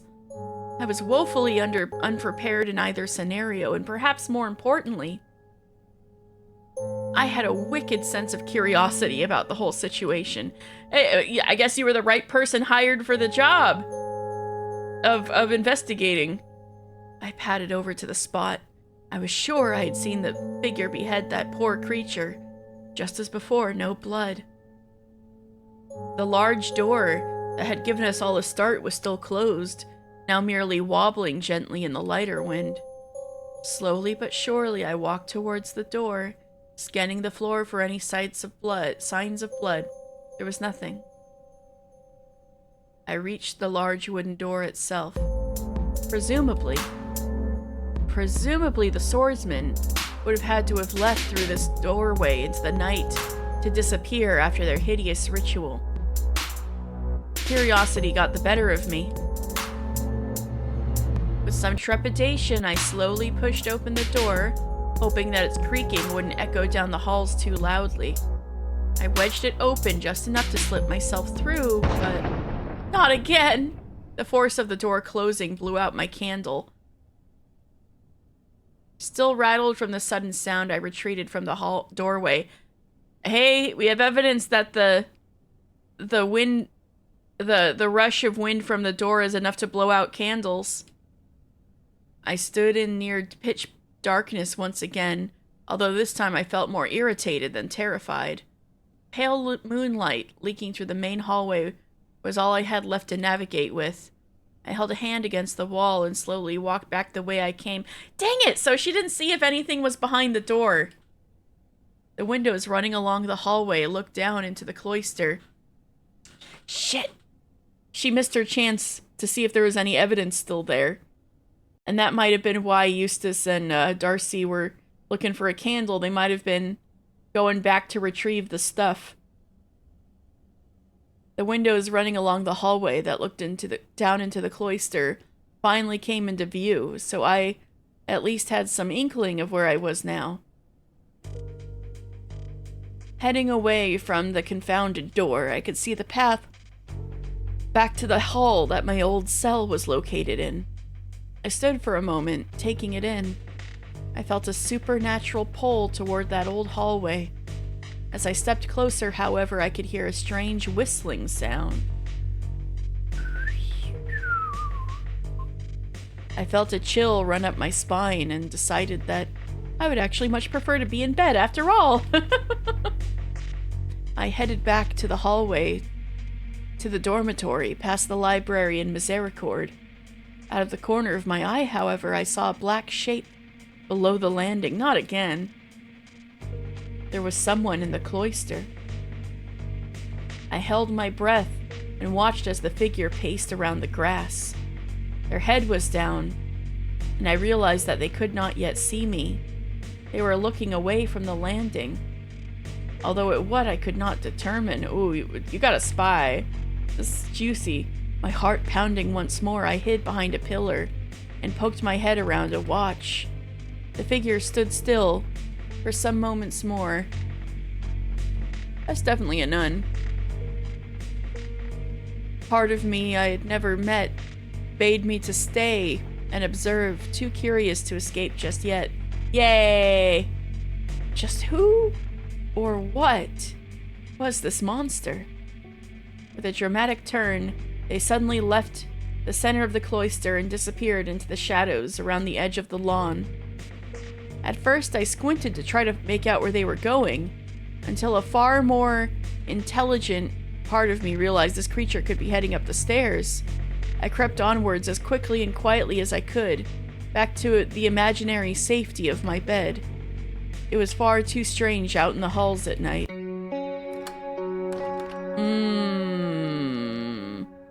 I made it back inside my small room without a peep. I let out a deep, relieved sigh. As well as feeling terrified, I felt a little embarrassed.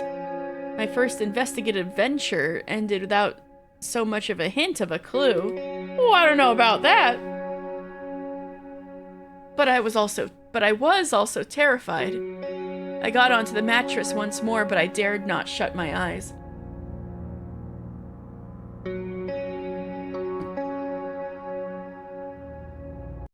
Instead, I sat facing the door and removed the candle from the briquet I held. The pitiful metal spike would have to serve as my weapon if that ghoul came to my door. They did not appear. I sat like that all night. Poor girl, not even getting sleep. Man! I sat like that all night, clinging steadfast to my weapon and going over everything in my head.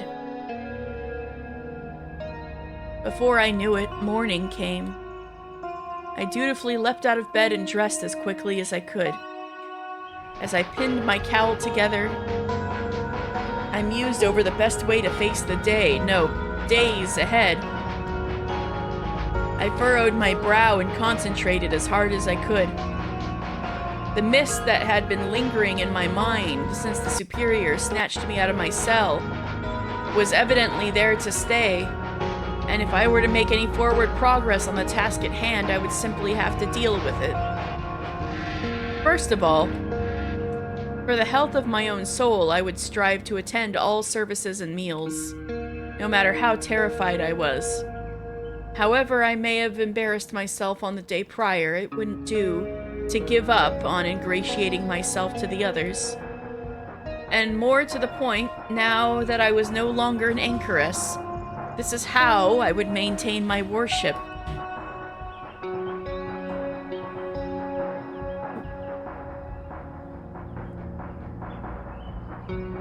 I could not compromise on this any further than I had already. Mysterious demonic figures be damned. I would not let evil win. I had broken a sacred oath, but I would slip no further. This fear that I felt, the danger that I faced, so be it, I thought. Secondly, Angela was the only sister who didn't show up last night after I screamed. It was quite possible that she was fast asleep, or simply didn't care. So I wonder if, since Angela's been nothing but unpleasant so far, the game's hoping that we'll suspect Angela. Meanwhile, I'm like, this is Eustace and Darcy, no matter how you look at it.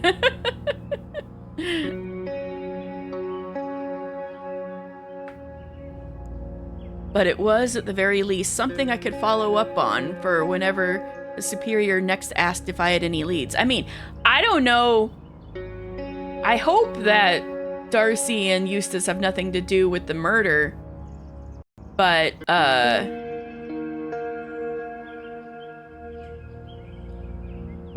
mean, maybe Angela's dead. My money's still in the soup, though. Oh, you think a murder did happen last night? Oh, no!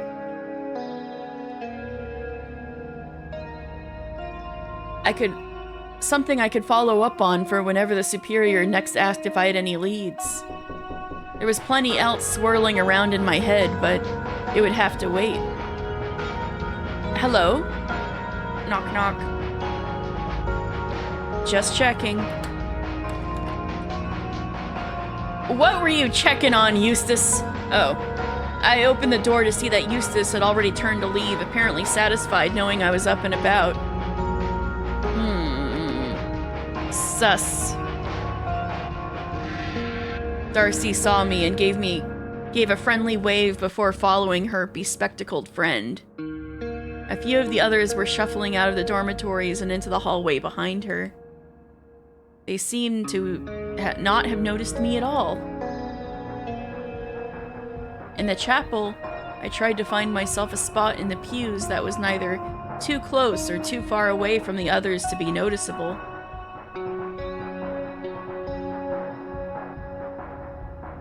Oh, to like have the visions? Or why they're so chipper in the morning? No idea.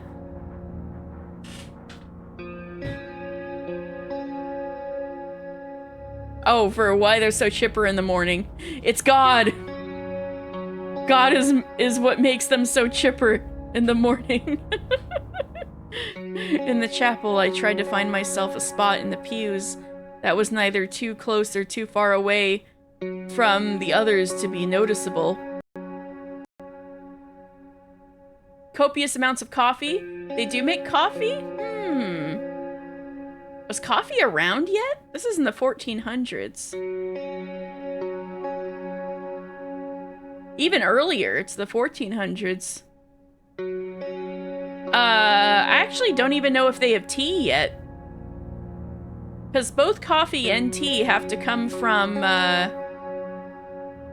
the colonies, right? I forget when the, oh wait, 1482, sailing the ocean blue. They were already, like, trying to, trade with India, so you could get tea that way. They're just trying to find a shortcut. Time travel tea is necessary. Tea is implied. Maybe they do have tea. They probably, yeah. If they were trying to find shortcuts to India, they probably already did have tea in the 1400s at least. What are you doing? What are you doing over here all by your lonesome? So much for that. I smiled weakly at her as she sidled in next to me. Service itself went well. I threw myself into the worship, but I had a lingering feeling of shame that I could not shake during prayer. I understand you, girl. I would have social anxiety over that after that, too.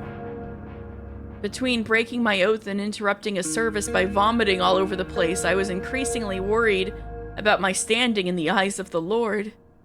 I worried as hard as I prayed, perhaps harder if I am being entirely truthful.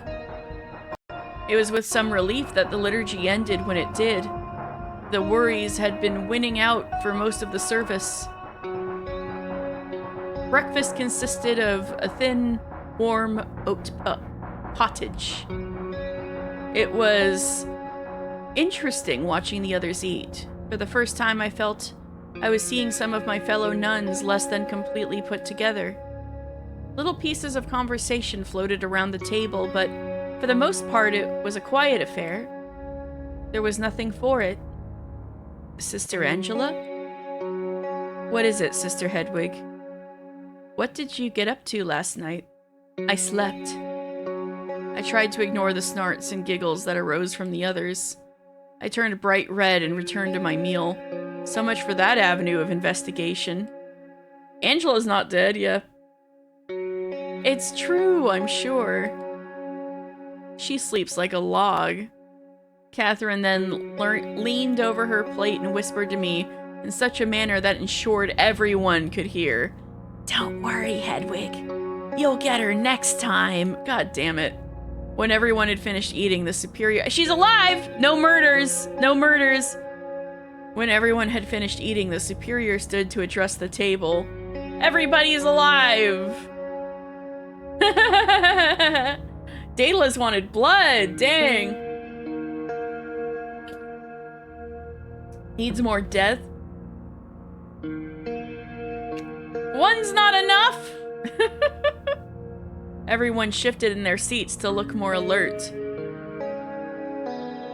Of course he wants blood, he loves Umineko. Good point, good point. All except for Angela, who had already been sitting with her back perfectly straight throughout the entire meal. Hedwig, Eustace, if you'd follow me. Angela, clear up if you would. Yes, ma'am. Yes, Abbess. Angela made a show of rising to her feet. Of course, Abbess. I could feel her staring daggers into my back as Eustace and I followed the superior outside. She led us inside toward the stairs to the second floor of the main building. Where are we going? To the library. Eustace is going to help you get started with your work. Oh, yes, of course. I was the chronicler now, after all. I realized as we crested the stairs that I didn't actually know what that meant. I have my own work to do, just so you know. I'm sure Hedwig will only need your assistance with the very basics.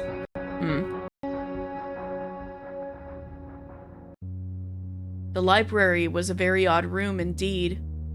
I had pictured it as a regimented hall with organized bookshelves lining the walls, perhaps with a long table in the middle for a shared reading space. In reality, it was certainly a room with bookshelves and a table, but it was as if someone had squashed the idea in my head to fit this into the second floor room. The table was off kilter. The books were scattered across the shelves seemingly at random. It was... Oh, I guess that's your job now. You're gonna have to organize the books?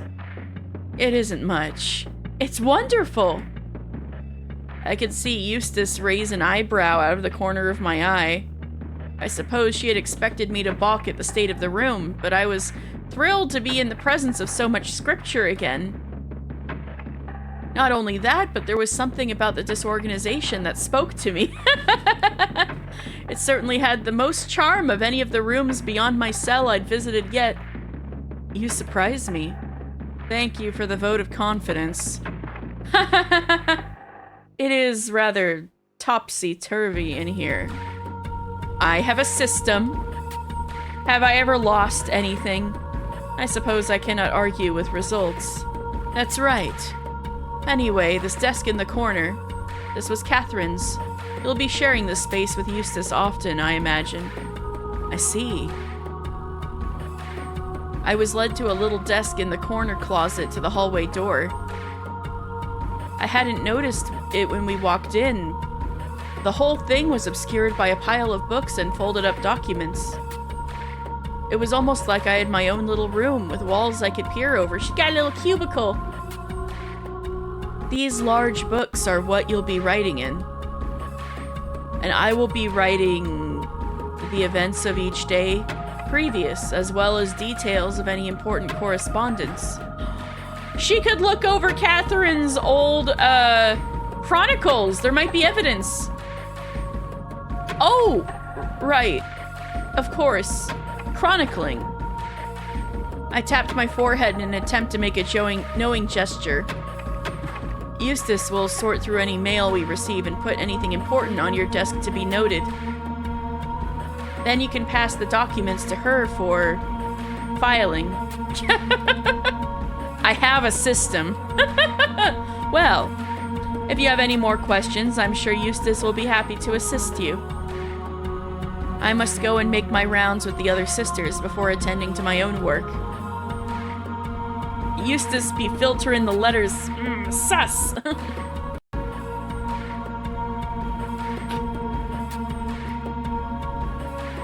We already know that the deceased Catherine was already filtering letters for Hedwig. Eustace and I gave bowing nods to the abbess as she left the room. As soon as the door was closed, Eustace shuffled over to her own desk on the opposite side of the room to mine, with its own piles of bric-a-brac threatening to topple over at any minute. I drummed my fingers on the desk for a moment before reaching for one of the massive empty books the superior had indicated. I opened it up and marveled at the blank pages. For the first time in a while, I felt like I was back where I belonged. That is, until I picked up a quill. I soon realized that without scripture to transcribe, I was at a total loss, confronted with white paper. She's the meme, the SpongeBob meme of the in that really fancy like manuscript.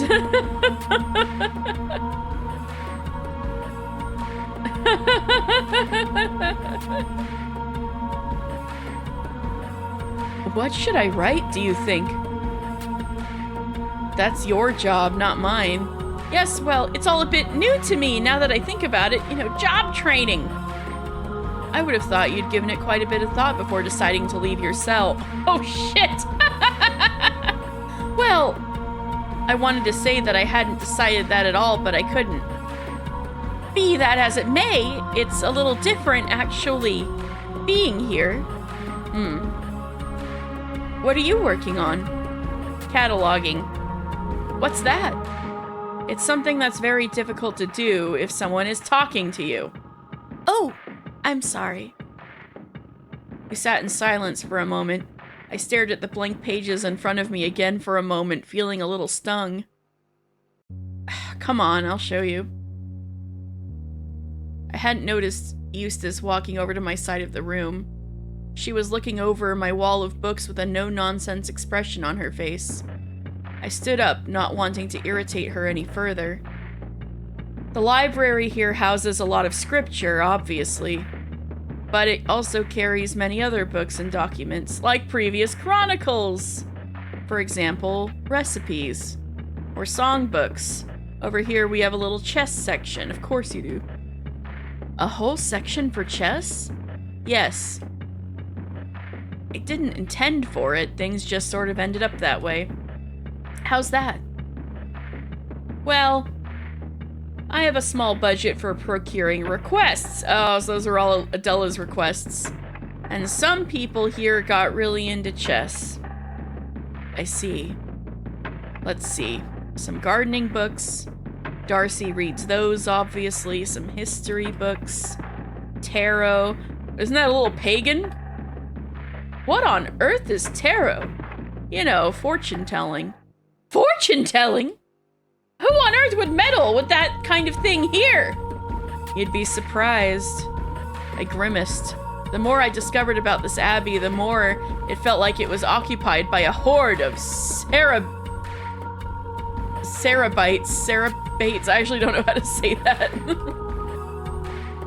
Eustace ran her fingers over the spines of some books, clearly looking for something. Ah, here's some classical stuff. Greek plays and so on, and histories. That was all Catherine's department, make no mistake. Actually, she gestured around us with one arm. I like the sprite. Most of this place was. She read everything in here at least once, I'd imagine. Wow. That's impressive. Well, I've read all of it twice or more, but yes, it is fairly impressive. What's in there?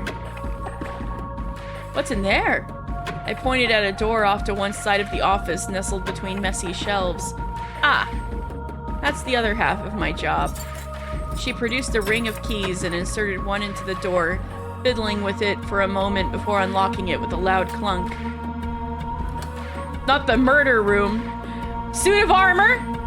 She could have taken the gauntlets from there? In her room where she works? She didn't even need access to the relics? Oh wait, maybe this is the relic room, because that's the other half of her job. Inside was another storage room of sorts, only instead of books it was filled with boxes, chests, and what could only be described as a horde of miscellanea.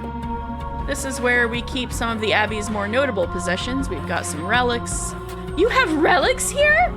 Steady on, nothing particularly interesting.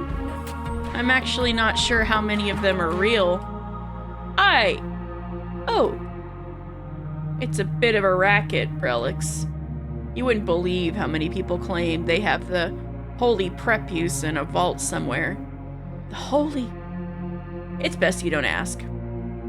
The point is, if you took every piece of the true cross on display around the world and put them together, it'd be taller than the Tower of London. And that's just the Christly relics. With saints, it's even more ridiculous. It's my job to confirm the provenance of the relics we hold here, and I'm not holding my breath for any of them. Well, what else do you keep in here? There's this fellow, for starters. She tapped the breastplate of the suit of armor on display in the corner of the little room, which she took the gauntlets from last night. My heart leapt into my throat. The glint of metal was all too familiar. What is that? Ah, I suppose you wouldn't know what it is, would you? Oh, no, I know a suit of armor when I see one. I was just curious if this one holds any particular significance. We've been holding it for safekeeping for the Receiver General of some well-to-do estate. Ha! You mean like the one from the beginning of the game? What's a Receiver General? A well-paid bookkeeper. Oh. I hazarded another question that I hoped would sound casual. And you're the only one with a key to this room? What a responsibility. The Superior also has a key. It was the Superior! No. I don't know why she would do that. She's got the keys for most things, I should think. Yeah, okay, are you gonna start suspecting Eustace too? She totally could have done it. That makes sense. In case one goes missing. Steady on. Maybe I have one in case hers go missing. I glanced around at the piles of assorted bits and pieces scattered around the room. Of course.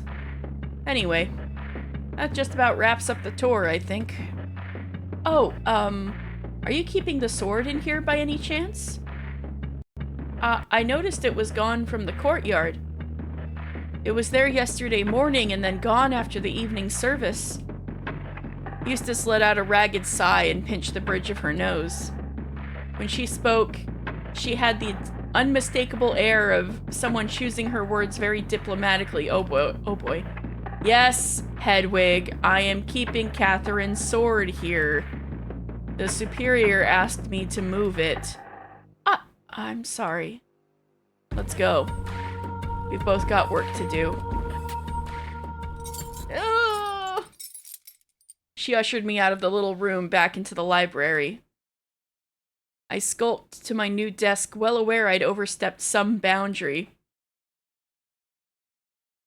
Eustace sat at her own desk and began sifting through pieces of parchment. Occasionally, she would scribble something in a ledger. From the sound of it, she was taking some feelings out on the paper. That's interesting, Eustace. I tapped my own quill against the empty book in front of me. I hadn't the foggiest idea what to write, but I needed to do something. I suppose the date was a good place to start as any.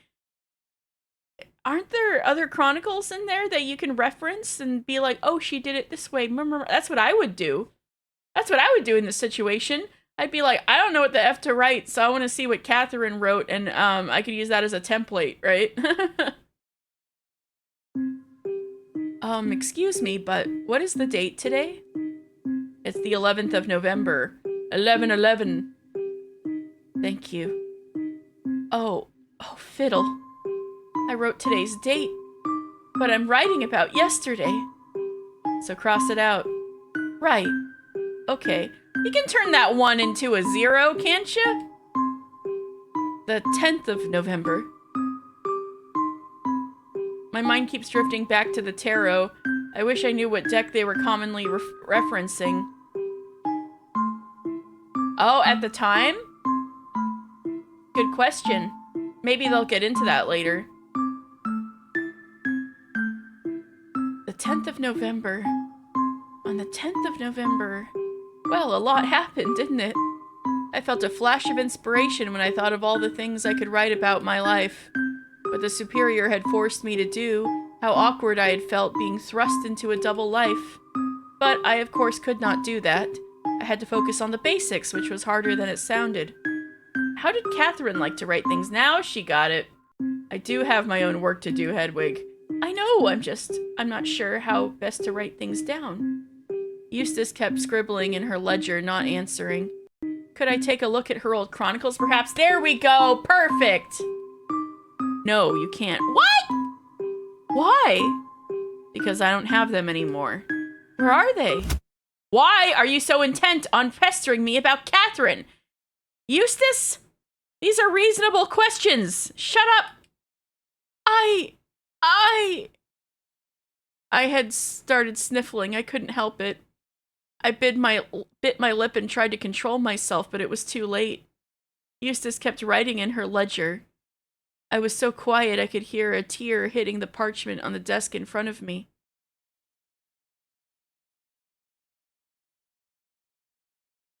Oh, you mean the imagery. A beheaded person holding their head in their hands with a sword above their head sounds like a possible card.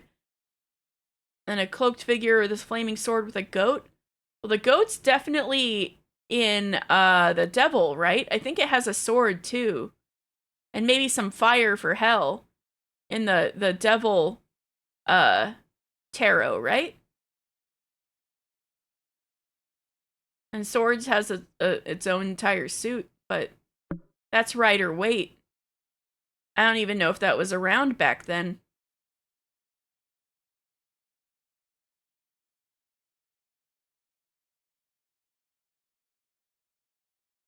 Yeah, the decks have different imagery.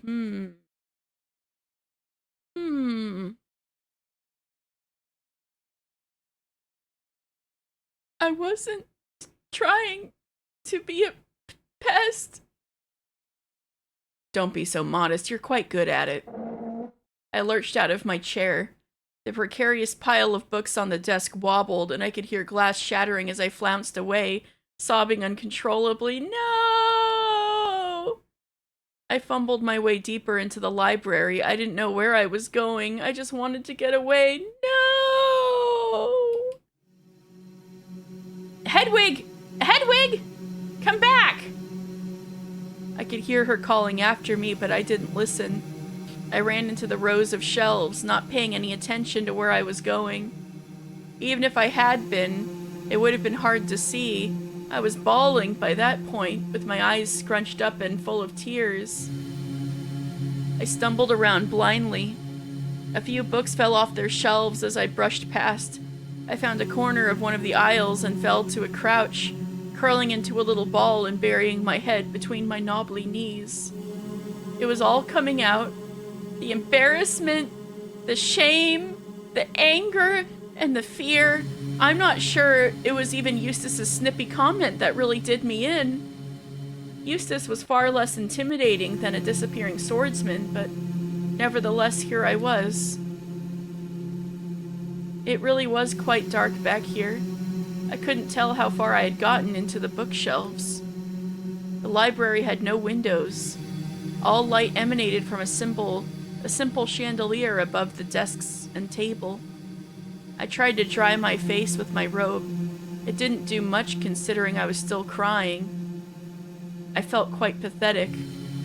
For a little while I bumped around in the dark, hoping to just stay out of Eustace's earshot. It wasn't long until I staggered into one of the shelves, though, sending books cascading onto my head like hail. I yelped in surprise. Hedwig?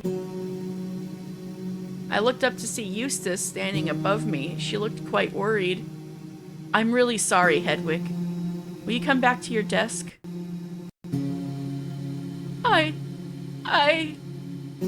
Eustace crouched down next to me and took my hand in hers. She squeezed them. My hands in hers. She squeezed them gently. I shouldn't have been so rude to you just then. It's not your fault. It's okay. I understand. Let's go and talk about it at our desks, yeah? No, you don't understand. No one does. No one can. You're inquisitive because you've never been outside your cell before. It's really not your fault. I'm having a hard time with losing Catherine. I don't know how to handle questions about her. It's not just that. What else is there? I looked up at Eustace's face. It was so hard in the dark, but I could make out a weary attempt at a reassuring smile flickering on her lips. Nothing. Nothing that'd do to say now, I suppose. I'm all over the place, just in total. Eustace's smile grew, but she looked altogether sadder.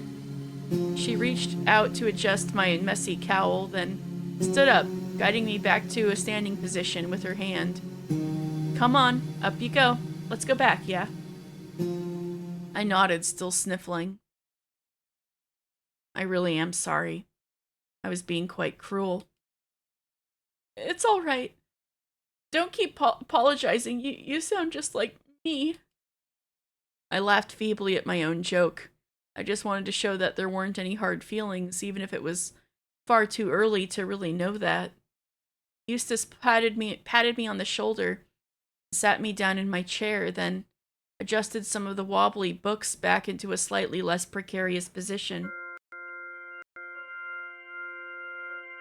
That sword killed her, you know? That's why I was a bit tetchy. Yes, the superior told me as much. I was just curious because Why was the sword left out there? In the cloister, I mean. It seems so dangerous to leave that sort of thing around. Especially when it had just been used to, I can see why you'd find it strange, but I think there's a good object lesson for you here. You're not wrong that it's a little odd to leave a sword lying around, but that's because you're an outsider. Listen. Eustace's voice had returned to its usual monotone register once we'd gotten back to the desks, and she reached out sharply to tilt my chin up without a shred of the tenderness she'd used amid the bookshelves. Oh.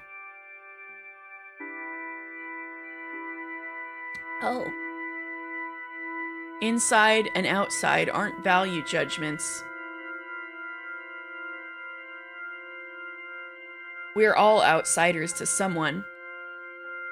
I dare say we'd both feel out of place in Persia. I see. You're saying I don't know the customs? Something like that. It might be something even harder to define than customs. History, perhaps. I didn't expect to feel this alone. We're all Catholic, after all. I think one of the first things you'll pick up on is how little that matters. I think I'm already there. Halfway, at least. I'm sure you had a very specific idea of what life was like for us when you were in your cell that is being challenged by reality. Yes, that's a good way to put it. Yet you're completely correct. Everyone here is Catholic. We're all oblates. And yet, after only one full day, I've heard cursing, filthy jokes, and downright meanness from the mouths of my sisters. I flushed a little. Not to drag our fight out. I do accept your apology. That's all right. You're not wrong. But that also doesn't make anyone here less Catholic. Well, it certainly seems like not many people here are holding to the letter. That doesn't matter. Doesn't it? No, I don't think it does. The church encompasses the world so wholly that it's very hard to not be part of it to some degree. I'm not sure I understand. Do you like money? Truth told, I have never held any money. Bad example then, perhaps. No, try to explain. You at least understand the concept of money, right? Of course. Do you think money is fair? I think money certainly creates an opportunity for unfairness. So, in that sense, I'd say it's quite a bad thing. Wow, okay, that's further than I was expecting you to go, actually. Well, that certainly happens a lot in the Bible. In fact, Eustace held up her hands and chuckled softly. No need to quote Ecclesiastes to me. I understand how you got there. I was going to quote Matthew, actually. 1924? No, 624. Actually, that's a great way to illustrate my point. I'm not sure if I should always read out all the Latin. I know Nemo means, nothing or without, right? Nemo potest dubos domini sevire ut enim unum odio habebit, et alterum diliget ut unum sustenebit et alterum contemnet no one can blah blah blah, yeah. Contemnet non potestis Deo servire et mammone. Ye be not able to serve God and riches. Mammon. Hey! We got our Umi Neko cameo. Mammon is riches. Mammon is riches. Yes, I suppose a demon of riches. Hey, it's our greed girl. That makes sense. She's the greed one. Mammon's the greed one. Makes sense. She's a demon of riches. Yes, I suppose a demon of riches. You think Mammon is a being? You don't think it's a metaphor?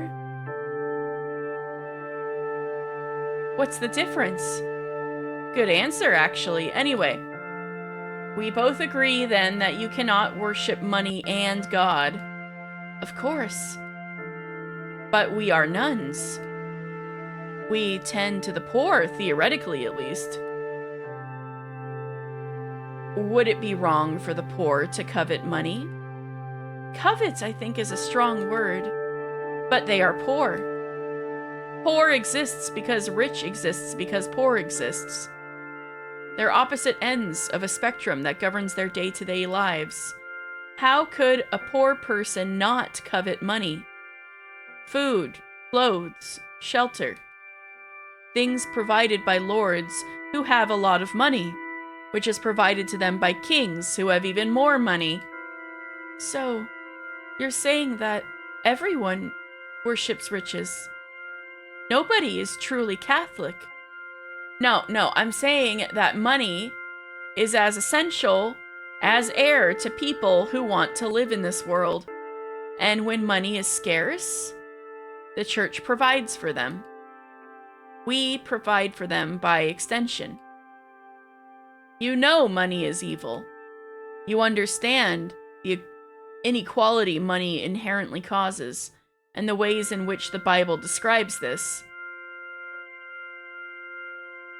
Yet, if you were to leave tomorrow, if you struck out on your own to live a life in London, or what have you, how would you without money? Who would ever provide for you but the church? I'm afraid I don't quite understand. The church is air. If nobody here was Catholic, none of them could breathe.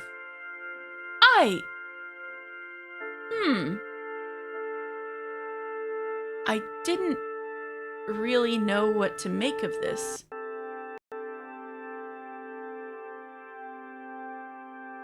So, she's implying that a lot of the other nuns...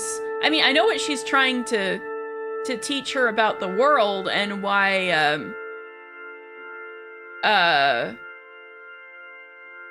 she needs to learn not to have, like, outsized reactions to every little thing that's not to the letter and stop being shocked by all of it. But, maybe she's also implying that a lot of the nuns at the Abbey came from really, rough backgrounds. I didn't really know what to make of this. Eustace had certainly practiced this expression of her worldview, but I didn't fully understand what she was talking about. Partially because I was still slightly dazed and over-emotional, but more because it sounded very convenient. This was a very dim view of the church and faith. And possibly starting a socialist revolution, maybe. Does that make sense? I understand what you're trying to say, at least. Well, I'm glad I did it some justice, at least. Catherine's version was a lot cleaner. That was something Catherine said? Paraphrased, but more or less. Catherine could talk about 3 times longer than I could on the subject. Most subjects, to tell you the truth. I tend to ramble. I will have to think about all this. That is a most interesting opinion for an Abbey's chronicler to hold. Seemed like Catherine had a lot of interesting opinions. I mean, didn't you think when y'all were talking? Eustace had turned to walk back to her own desk. Like I've already told you, Catherine was a very interesting person. I should have liked to have met her. She sat back down at her desk and began working in her ledger again. The same old Eustace had fully returned. It's a shame her chronicles are gone then. I could learn a lot from them, it sounds like. But it was okay for Catherine to have those opinions. She was our girlfriend. That's true. I picked up my quill and began writing. This conversation has certainly been illuminating, inspiring even, although not in the sense that I wanted to write like Catherine. To tell you the truth, I couldn't believe Eustace was relaying whatever Catherine's opinion had been fairly. It certainly did nothing to shake the idea that I was in the midst of a group of Cerebites rather than Benedictines. So I felt that for now I should chronicle things in as uplifting and holy a manner as I could. I would log the daily activities, liturgies, mealtimes, and so on, and I would highlight the godly deeds I witnessed throughout the day. Cerebites or Benedictines? I actually don't know if I'm saying Cerebites correctly. I reasoned that this would be healthier than listing the decidedly ungodly things I noticed. Yeah, spelled like that.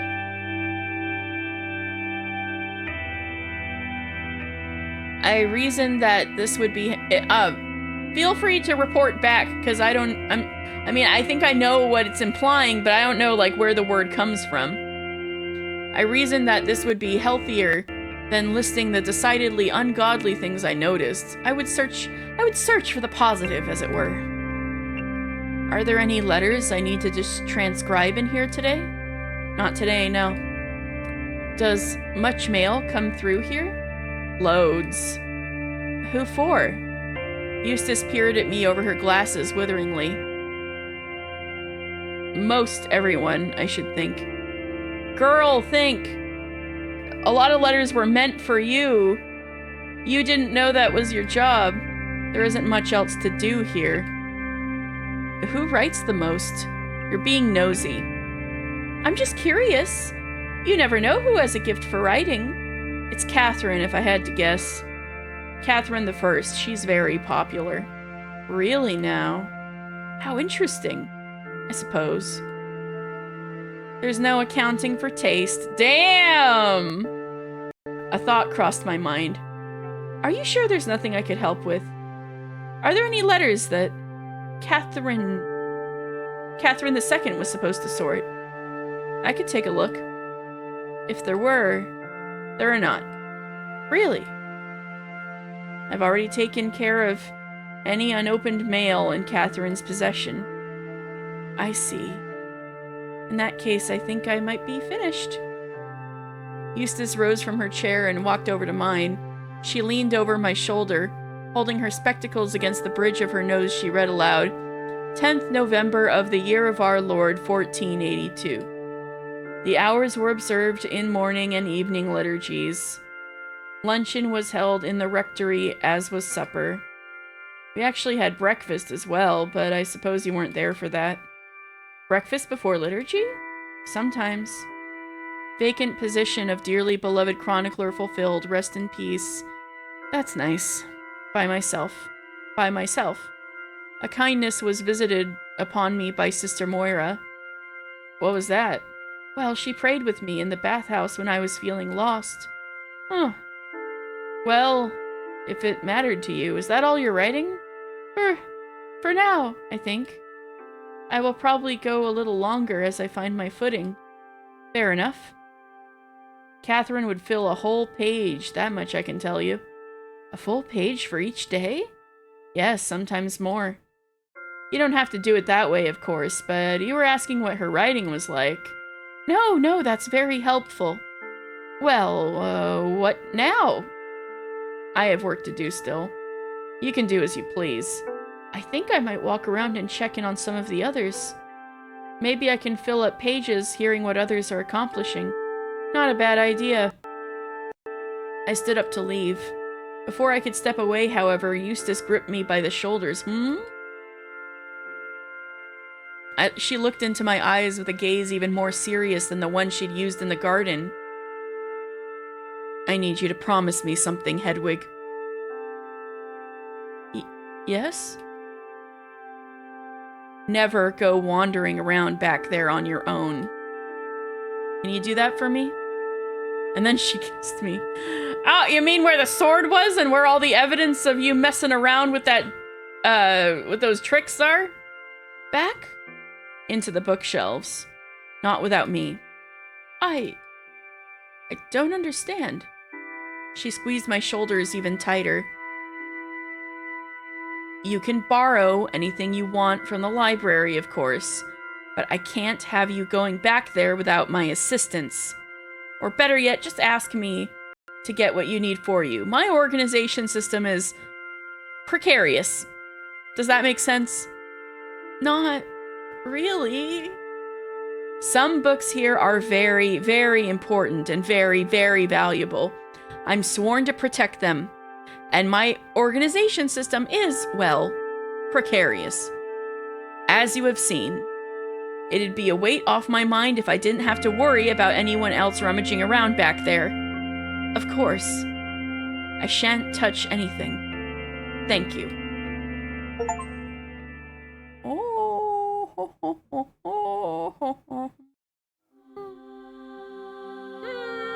That makes sense. However, she could also hide things back there. But it seems reasonable considering she bumped into a shelf and a whole bunch of stuff fell onto her head, and some of those could have been valuable books, and these things had wooden bindings which can get effed up. Let me assure you. As the door closed behind me, I felt a flare of embarrassment.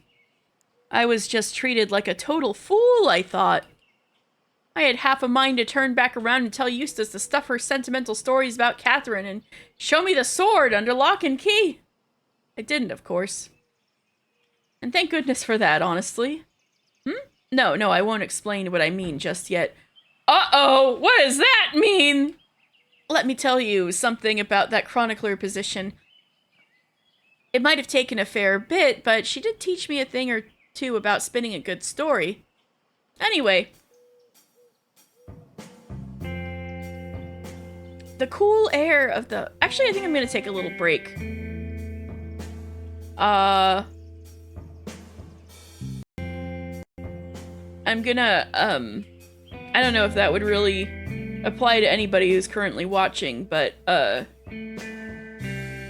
think I'm gonna start running ads during breaks so that, new people coming in who happen to come in won't have the pre-rolls, so, you probably, I think most of you watching are subscribed and wouldn't even see the ads anyway, but I'm just saying. Alright, I'll be right back.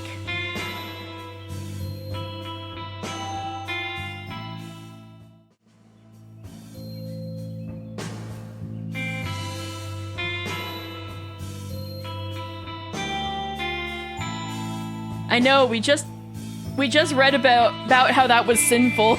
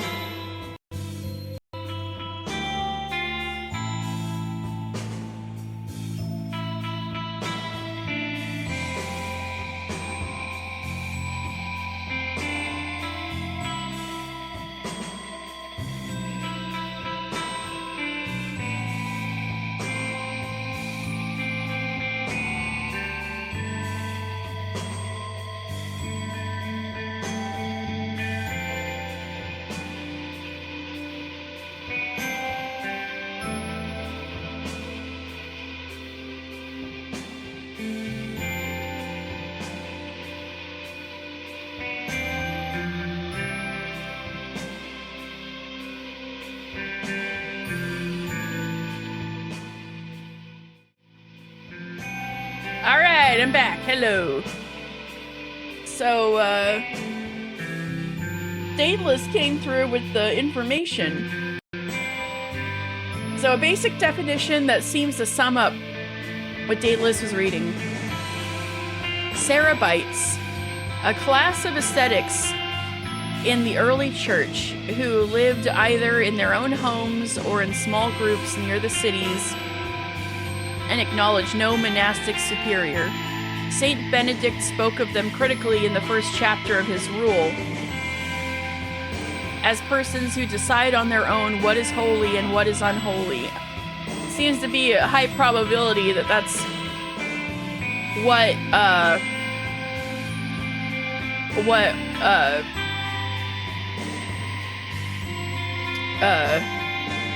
Hedwig is taking her thinking from. As persons who decide on their own what is holy and what is unholy, and thus follow their own conceits. The term is still used to describe religious who follow their own ideas independently of ecclesiastical authority. So yeah, she's seeing what all the other nuns are doing, and she's like, "You're just making this up as you go, aren't you?" What about the rules? The cool air of the hallway hit my face hard after being in the stuffy library for so long.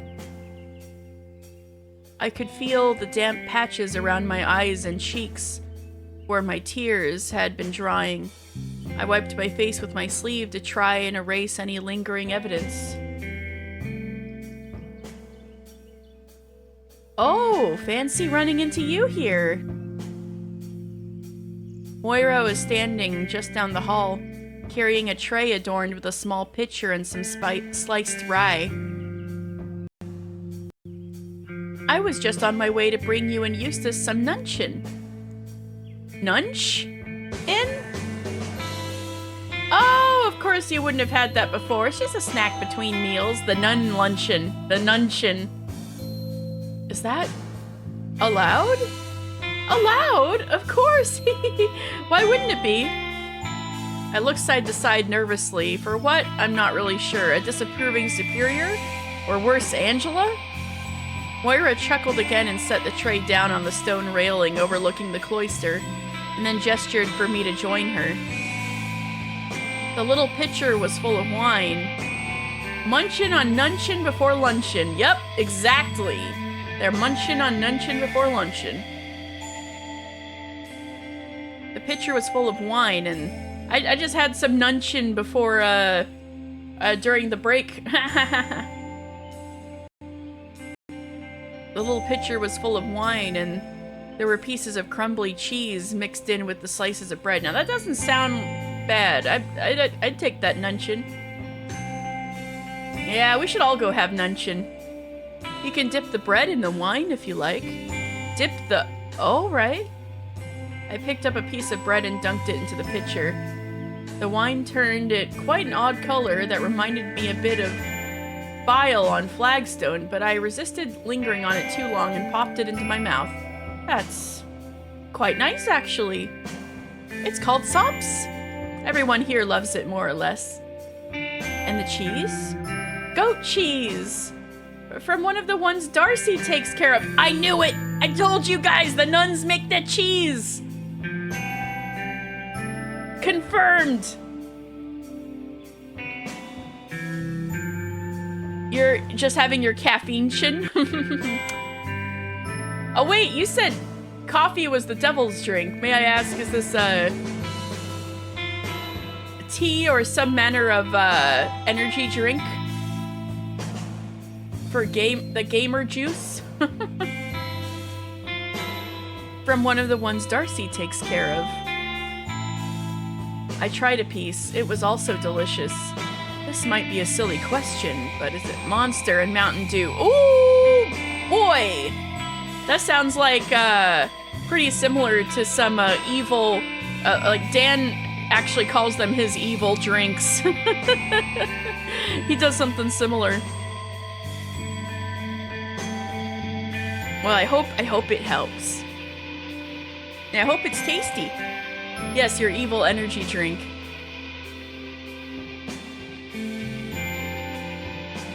This might be a silly question, but all this food, is it different from what I was served?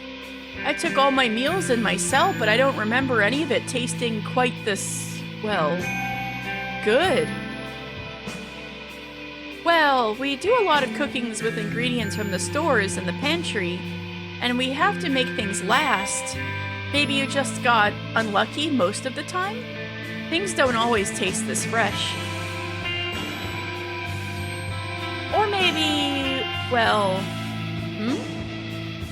Oh, nothing. I was just thinking that maybe it tastes so much better because you're not in your cell anymore? I don't understand. Moira took a piece of cheese and chewed it thoughtfully. A new lease on life and all that. Nothing tastes better than freedom. My first instinct was to chide Moira for this comment, but I resisted. Or because they fed her prison food, exactly! Instead, I chose to act the part and say something I imagined someone who belonged in this group of women might say. She's like, I'm gonna cosplay as a Cerebite for a second. Hold on. I would imagine Catherine disagrees that we're free up here. And I suppose by that logic, eating outside the monastery would taste even better. I was actually going to say that a king's food must taste impossibly good. I was on my way to that conclusion as well, although I think we might have been approaching it from different angles. But I like the way you think. We should plan a picnic sometime. You and me. We should propose it to the superior. That's a lovely idea. Moira clasped my hands in hers and beamed. Oh, what fun it always is to have someone new here. She let me go and lifted up the tray again. Moira also wasn't there, and you know, I always fall for the nice ones, and then when it turns out the nice ones were bad, it always shocks me. To the point where I'm starting to get suspicious. I'm like, Moira is the one person who in normal circumstances I wouldn't, like, suspect, but maybe that's the intention. I'm starting to get wise to people's techniques. I must be getting the rest of this to Eustace. Where are you off to next, but Busy Bee? I am not sure, actually. I felt like I should sort of make the rounds, so to speak, to get to know what everyone does around here. Grand! Darcy and Charity are busy in the kitchens right now, I think, but I'm sure they wouldn't mind you poking your head in. I'm sure someone's in the cellars around now. If you want to learn about the wine, oh, so many options. Go forth and explore, I say. Explore I shall. I smiled and bowed my head, and then excused myself to head downstairs. I selfishly opted against bothering the cooks while they were busy with something I'd be eating later, and instead headed towards the stairs. I made my way down to the cloister, and through the downstairs hall, I decided that I might poke my head into the undercroft. Well, look who it is. Hello, Hedwig. Hello. Done with chronicling already? Yes, actually, there wasn't much to write about yesterday, really. Wasn't there? Did you make sure to immortalize your grand prank? No! Really now? I'm surprised. I would have thought that was the whole point. Yes, how else will anyone know it happened? Well, I mostly wrote about important things, the services, the meals, and so on. Those are the important things? Huh. Give yourself a little credit, Hedwig. I'll add it in tomorrow, perhaps. You should! Otherwise we'll all forget about it eventually. Or pretend we forgot about it. That's right, in war, one must keep score, so Adela keeps telling me. War? Relax, we are definitely not planning a counterattack for your door prank. Yes, we've just been discussing faith and whatnot. The Nicene Creed and its many subtleties. Oh, how interesting. Which ones? Which subtleties? Got their asses. She got them.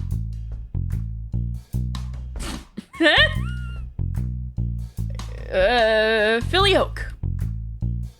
Oh, that's... I suppose I wouldn't count that as a subtlety. That would be my contribution. Why not? Ow! I couldn't agree more, Hedwig. I have a habit of understanding things for effect, you understand?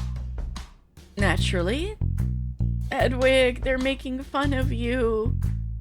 The pair smiled at me, and I could sense they were politely ushering me onward so they could continue whatever conversation they'd actually been having. I decided to press a little further, however. What have you two been up to today? I decided I'd see what the other work was around here is like since I finished so early. Oh, well, there isn't exactly much almoning to do up on this hill, so I've been helping out in the cellars. Oh, what have you been doing? Catherine and Margaret exchanged a glance. This, more or less. This, more or less. Not to sound like our dear friend Eustace, but that's a euphemism.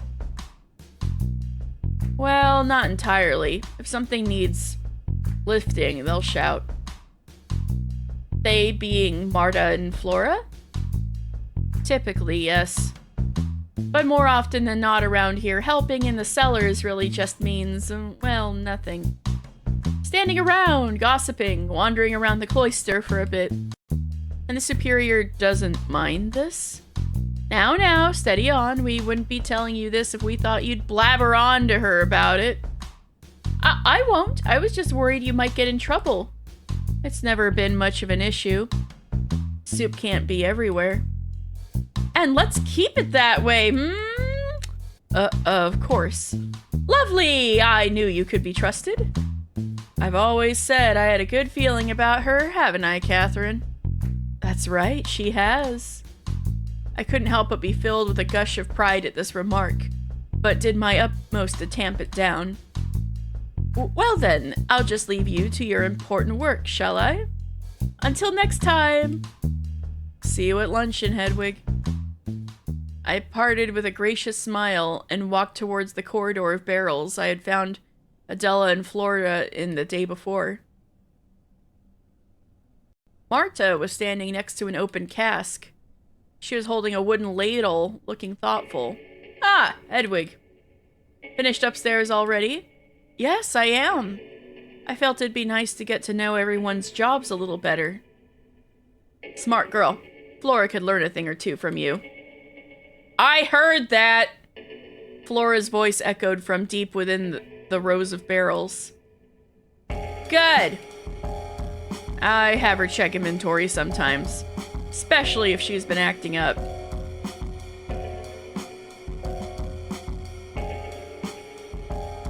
I see. The barrel open in front of Marta smelled absolutely putrid.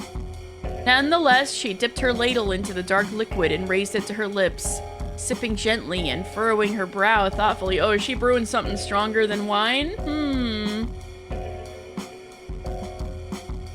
Is it supposed to smell like that? Truth be told, I haven't a clue. This is a slightly different kind of wine than I'm used to. I must confess I did not know there were different kinds. It's sherry. Adela pestered me into try making it the moment she arrived at the Abbey. Goodness, she must be very particular. She has expensive taste, yes. We had to get a fancy new distiller set up in the workshop just to try making it. Oh, Adela has expensive taste. What kind of life did she live in Spain before this, I wonder?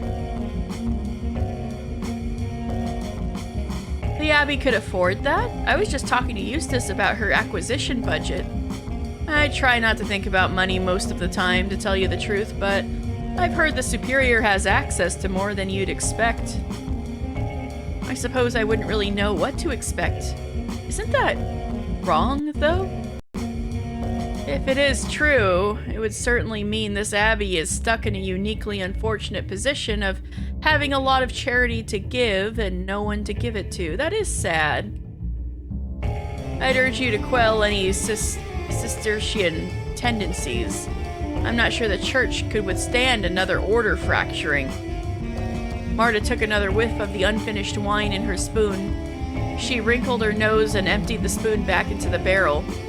Anyhow, there is little use on speculating on speculations.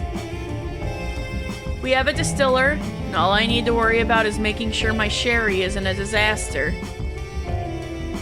Would you be a dear and find Adela? I need her to tell me if I'm on the right track with this. Of course. Where would she be this time of day? She does this and that, so I haven't a clue to tell you the truth. I'm just too old to be given the runaround. Now they can make Everclear. Ooh, we have to let the nuns know about Everclear. I understand. I'll find her. I bowed my head and left the way I'd come.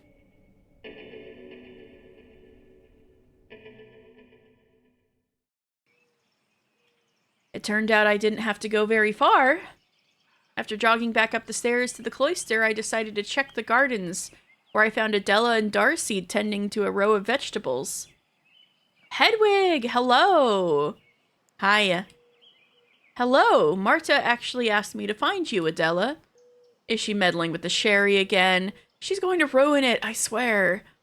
Ooh, be careful. Ego autumn dico vobis non jurarium nino ege percelu. Sherry is very important and delicate. For sherry, I will swear.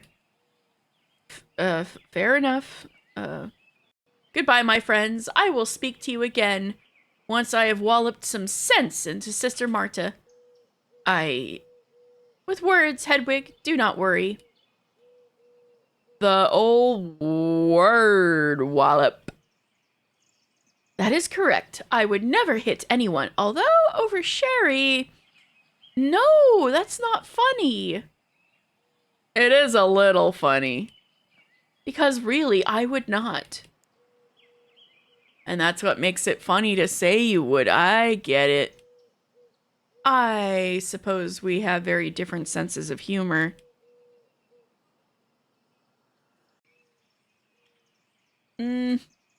Yeah, take a break, Marsh. You deserve it. You worked hard. Adela gave a little approving nod to Darcy and then turned to leave. Would you mind helping me finish what she was helping me with? Of course. What can I do? Pick the rest of these carrots with me and put them in the box. Carrots! She pointed at a wooden crate half filled with plump, reddish vegetables. Alright then, do I just... You gotta push them down and yank them out like this. Darcy flopped to her knees and gripped a clump of green stems that were poking up out of the soil. She pointed at a little purple mound poking up out of the dirt. Watch this.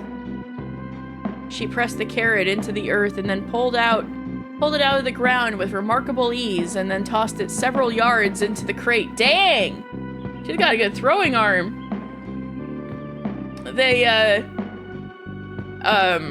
The Dodgers need you.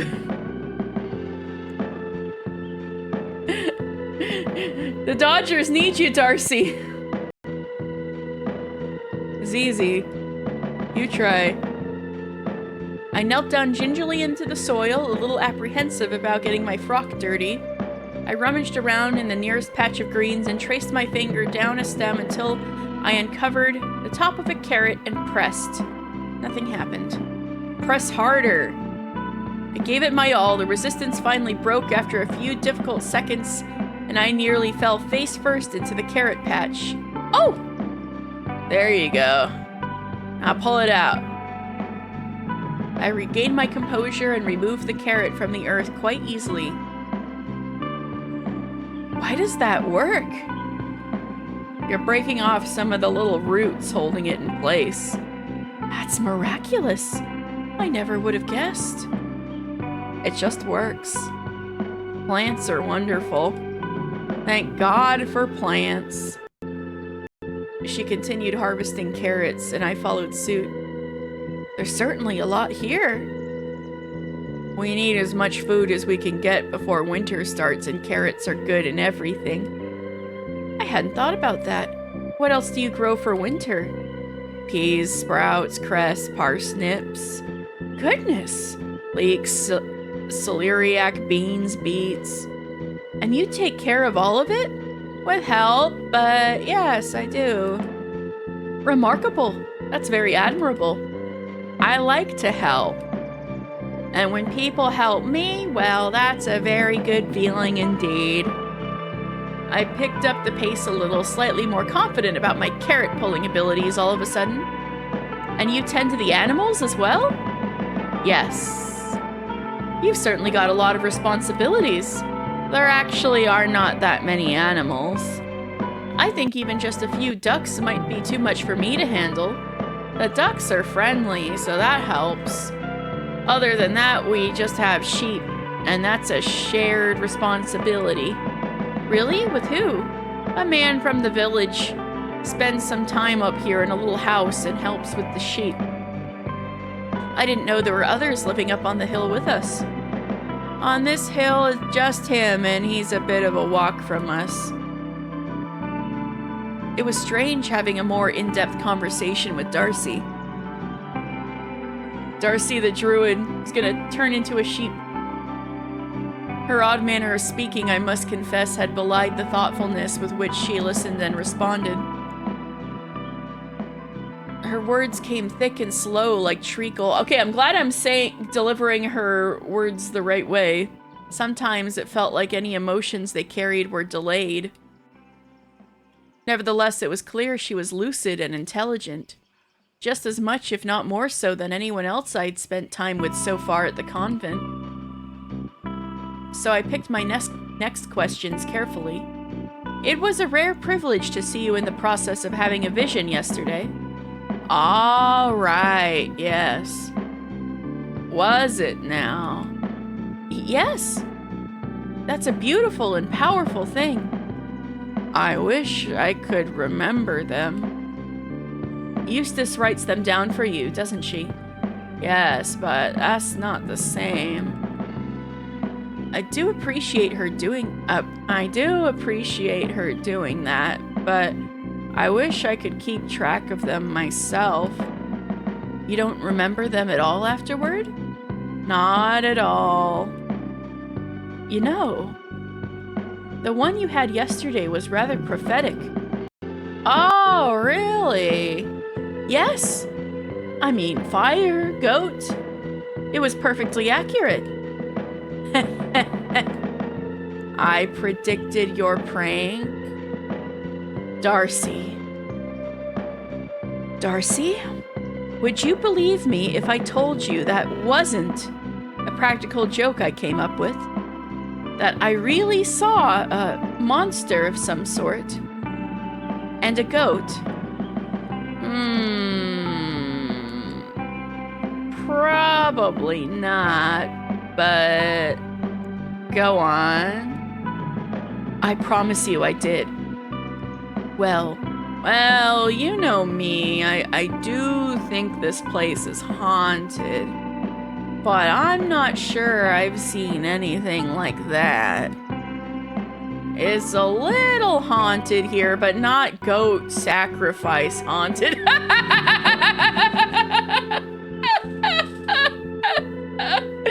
It's a little haunted here, but not goat sacrifice haunted. So that would be strange. I suppose a practical joke is more plausible. But if it wasn't your prank, whose could it have been? Eustace! It could have been Eustace! Well, that's just the thing. I don't know. An idea came to me in a flash. Do you think I could read Eustace's full journal about yesterday's vision? Perhaps there had been some other clue written down in there I had missed. You thought Darcy might have been on it too? I was more like 50-50 or loosey-goosey about that. I was like, I could see Darcy being involved, and I could also see Darcy being roped into something and not realizing what it was. And when Eustace got mad at her about knocking on Hedwig's door, it might have thrown off her timing for things. So I was kind of 50-50 on it, but perhaps there had been some other clue written down in there that I had missed. Something that could help me determine what had really happened. Or at the very least, comfort me with the knowledge that I was not truly being pursued by ghosts or devils. Dunno. You'd have to ask her. Really? It's your vision. It's Eustace's writing. Darcy's too cool to be evil, though she might give everyone shrooms. True. Fair enough. I wonder what that tincture she drank was made out of. There was a long pause. I just realized, like, Hedwig has no idea what drugs are. That was the end of that matter, evidently. So does the Abbey keep any goats? No goats, just sheep and ducks. I was just curious, honestly. I was under the impression that goats were common fixtures at abbeys. The same books that had led me to assume that the abbey I lived in would follow some sort of structural plan had also painted a rather specific picture of their inhabitants. Not having any goats to tend to was at least not egregious as condensing the hours, but it did complicate my understanding of what I had seen a night prior. It's a fake goat. She made it out of paper mache. I don't know. Then again, I suppose Darcy would have noticed if a goat had gone missing. Would you like to meet one? Meet a goat? Yes, because I can probably arrange that if you want to see a goat. They are very sweet and funny. Last time I saw a goat, it chewed on my sleeve and took a big hole out of it, and I had to get Moira to sew it back up. And then I had one sleeve with slightly less fabric than the other sleeve, so it looked funny. That does sound very fun. But no, I was actually curious because if I had seen a goat, where would it have come from? An impish grin crept over Darcy's face as she loaded carrots into the crate. She's doing her :3 face. I think I know where this is going. You've been having me on a bit, haven't you? We're working on a new practical joke. No? See, I knew you had to be joking when you said you saw a goat because there are no goats here, so you couldn't have seen one. But if you wanted to really get your hands on one for a new prank... Sister Hedwig. Uh-oh. I whipped around to see Angela looming over the vegetable patch, looking as icy as ever. Yes, Sister Angela? You were meant to be working in the library today. Instead, I've been looking all over for you. Yes, well, I finished my work early. I'm sure you must have done a superlative job. The superior wishes to speak to you before luncheon. I could taste the poison in those words. I almost enjoyed it. Almost. I'm sure she wants to know how my first day of real work went. I was just helping Darcy with the carrots, and then I'll be on my way. I am to take you to her now. I stood up, brushing my hands off on my robe. I think I know my way to her office if you'd like to exchange places.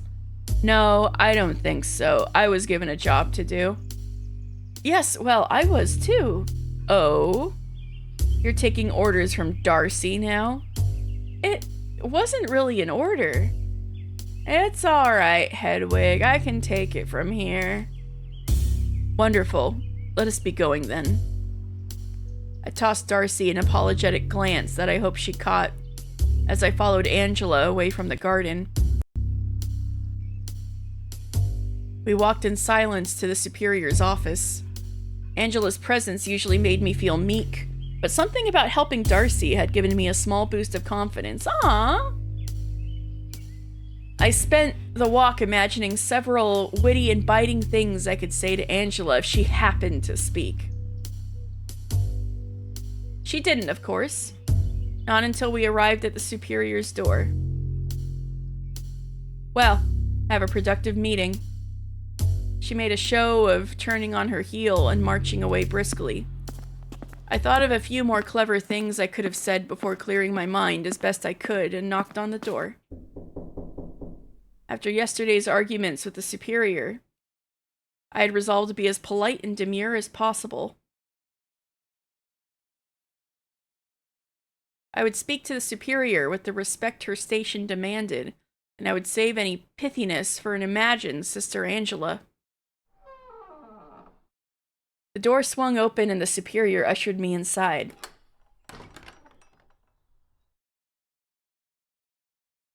We exchanged basic pleasantries before diving right into the heart of the matter.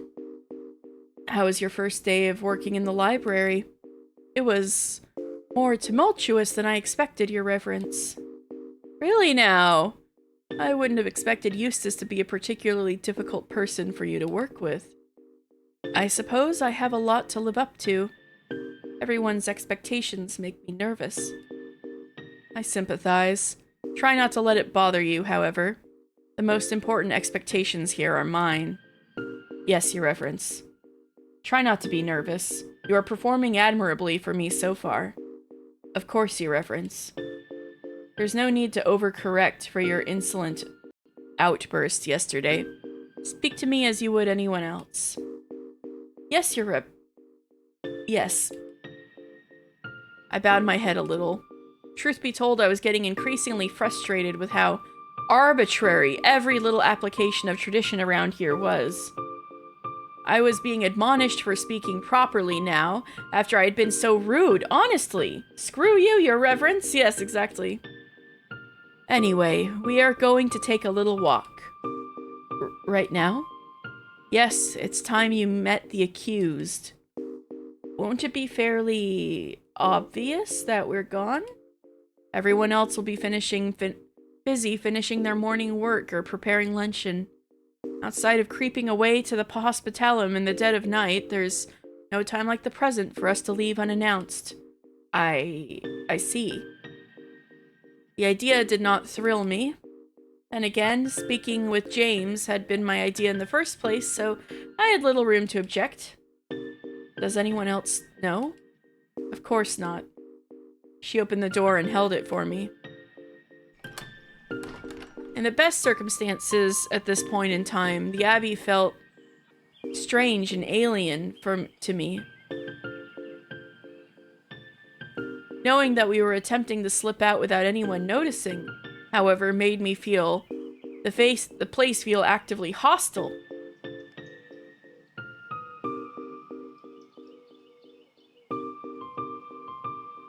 I jumped at every mid-morning shadow and held my breath, passing every blind corner, even though the Superior walked ahead of me.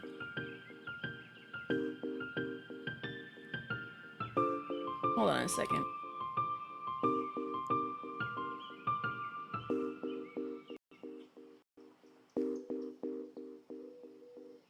Just wanted to check if Rowan was on and didn't alert. Not yet.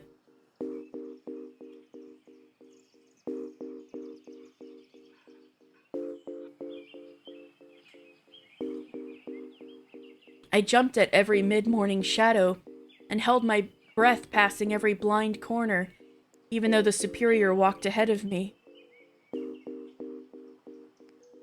The building seemed to be more disrepaired the further from the cloister we got.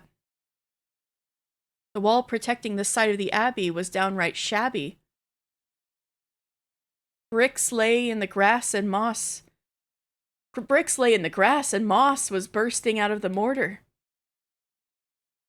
Is the hospitalum not part of the abbey?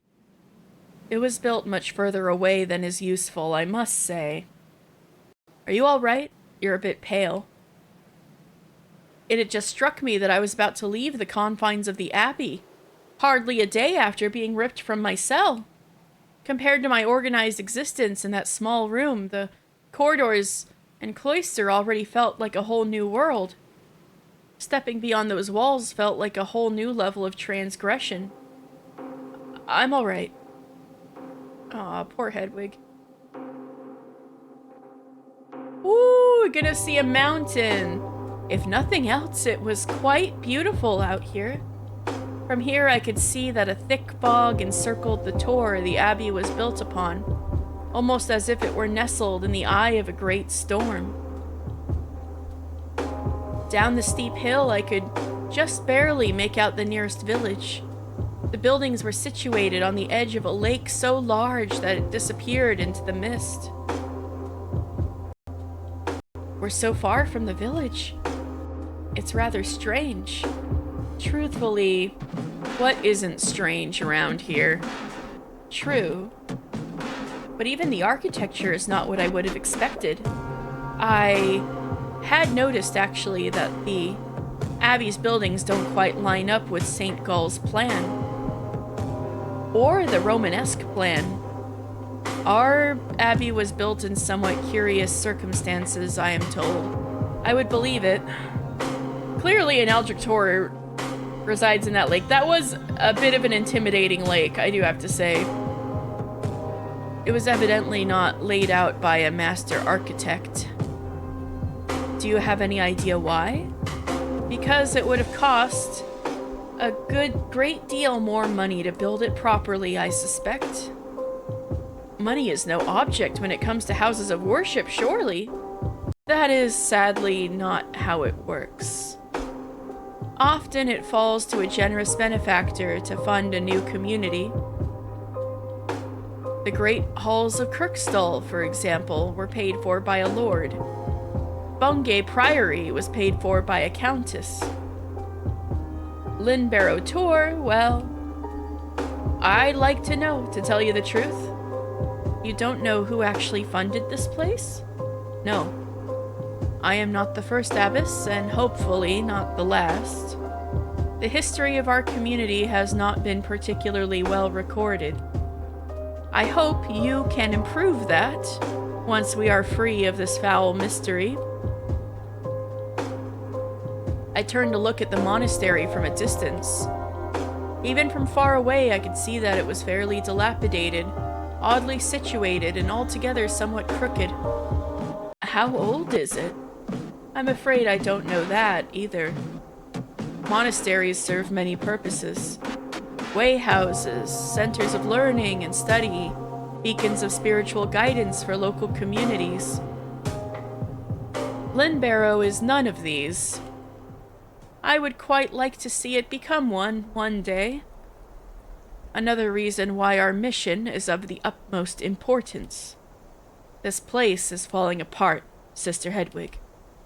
I understand.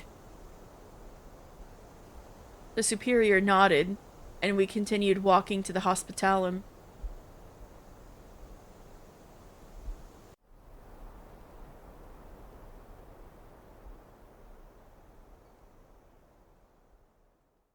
Whee! That's also a threatening-looking house. The hospitalum was an odd little building. It looked like a piece of the chapel that had been broken off and placed in the middle of a field with nothing but a beaten path indicating that it was meant to be part of any larger community. I was somewhat relieved that it was not readily visible until we had crested a small hillock during our walk. However, it does kind of remind me of the building you walk into in FF16 where you see all the people turn into stone for the first time, and that was kind of like a hospital being taken care of by a monk, so in a weird way it kind of checks out for me, but I'm just talking video games, so... But it does look weirdly threatening. We did not go in through the front door. Instead, the superior bade me follow her around to the back of the building in a smaller door. That roof seems too steep for Brisson, more Swiss. Yeah, why do we have a scary Swiss roof in here? I could see a hole where the wall of the building met the ground as we walked past. This really was a haphazardly constructed place.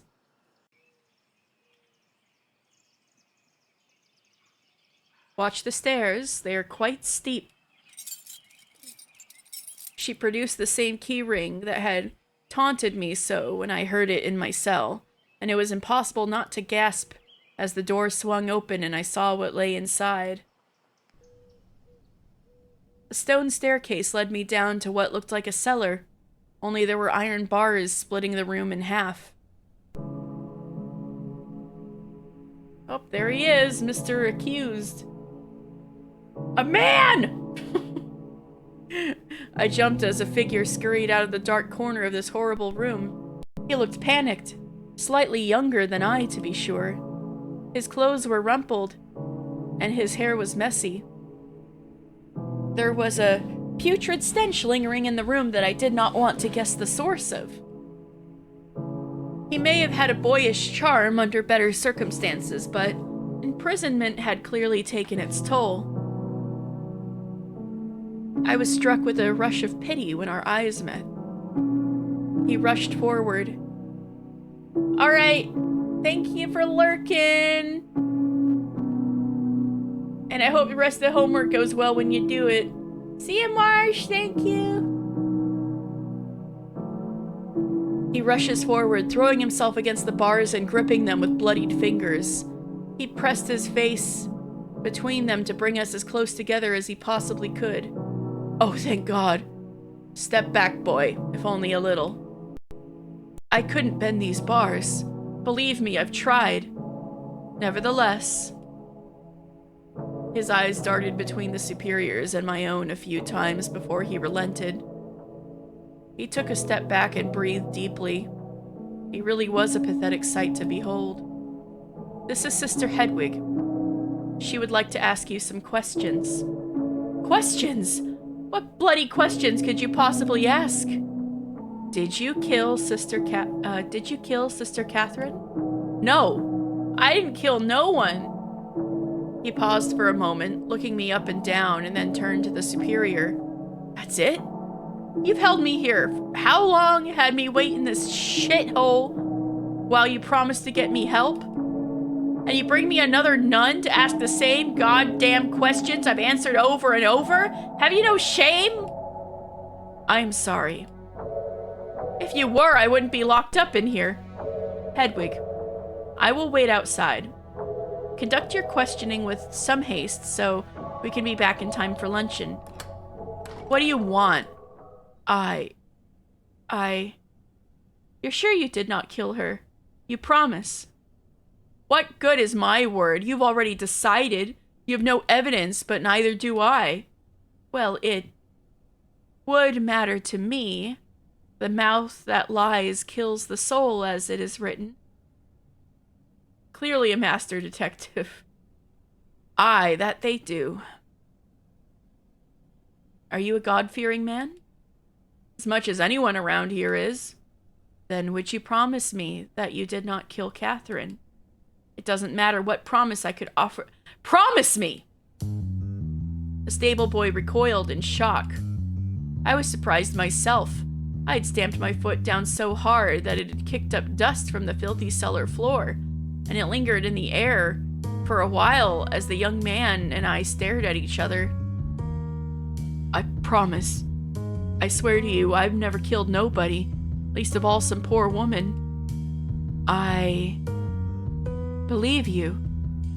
Fantastic. And where does that leave us? I have more questions. Of course you do. Why were you here that night? I made the mail and supply deliveries sometimes from the village. At night? Not usually, no. I had forgotten something. A letter. I saw it laying in the dirt when I got to the bottom of the hill and came back first thing next morning to deliver it. What was in the letter? How should I know? I'm no murderer and I'm not a thief neither. Of course, that was a silly question. From where I'm standing, all your questions are worth just the same.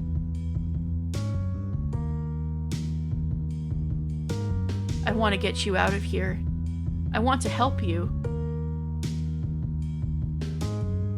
You lot keep saying that, but if you wanted to help, you could just open that door and set me free. Let me go home. I don't have the key. Then you could call your bloody superior down and have her do it. I can't. She wouldn't. Then how can you help me? This isn't fair. This isn't right. Isn't this a convent? Why do you witches even have a dungeon? Ha! Good point. He raised an honest point. For extreme situations like this, I suppose. Will I ever see a judge? Or do you lot still do the ordeals around here? I don't know. Fat lot of good your help is to me, then. For the sacrifices, duh! I want to prove your innocence. Who to? To everyone. Your superior says she believes me as well. If you believe me, that's well and good, but clearly someone else is keeping me here. Something else is keeping me here. Who am I meant to answer to instead of a jury? I'll tell you what I think. I don't think you believe me at all, or her, you or her. I think you're keeping me calm before you put me down like a lame horse. Superior! Mother Superior! The door swung open after a moment. Are you finished? No, I have a question for you, actually. Very well. Why can't we just let him go? I would have thought that was obvious. Justice must be done one way or another, lest we risk open revolt from the other sisters. They want blood one way or another. So what happens next if you don't prove my innocence? The bishop will decide. The bishop? Yes, he has been informed of the general situation. When he makes his usual visit at the end of the month to deliver the sacraments, he will deal with it, along with any other business. So no matter what, somebody is going to be handed over to him. Yes, and I want it to be the right person. I will wait outside once more for you two to finish up. Do hurry. This is hopeless. You're no constable. Please, help me to do my best. Tell me the whole story of the morning you were caught. Don't overlook any details. Very well. I arrived late with that missing letter, and I noticed that the sister I normally hand them off to wasn't where I would normally find her. Hand over Moira, she's too nice. Oh no! No! I'm not gonna accuse her of anything until I have evidence.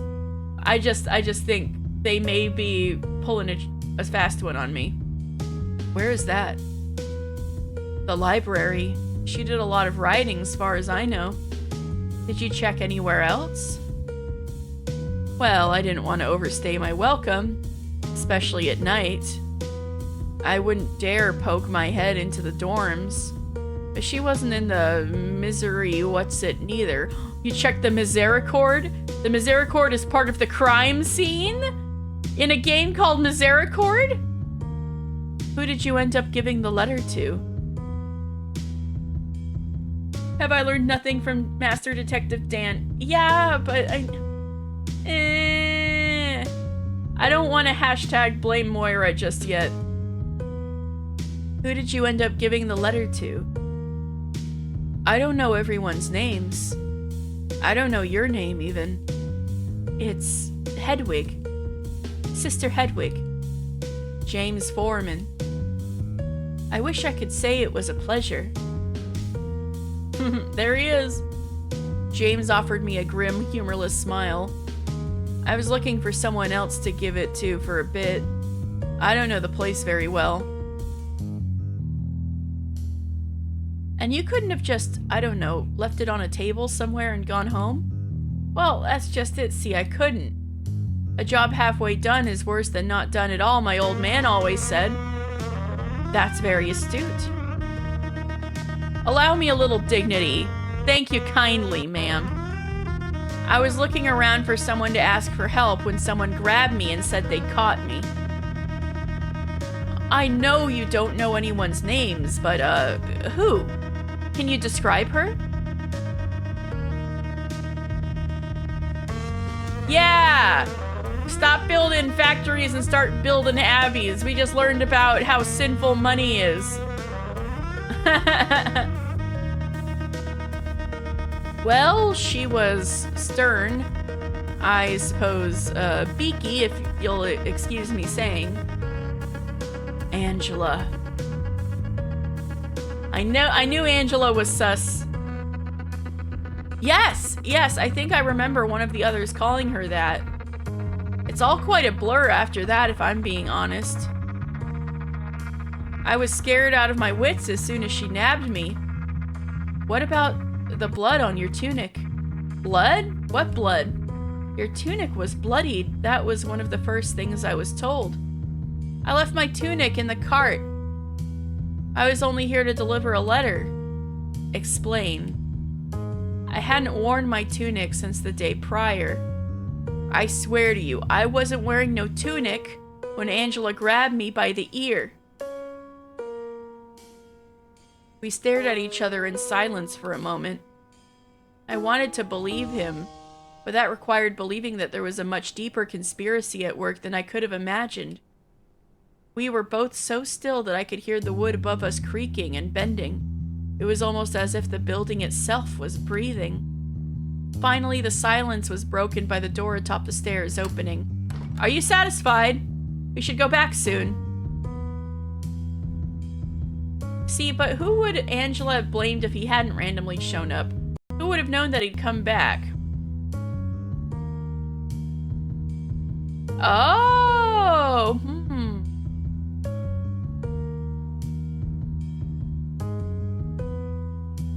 Since he didn't read the letter, somebody could have, like, sleight of hand slipped a letter into his stuff in the hopes that he would notice, oh shit, there's a letter left, and come back.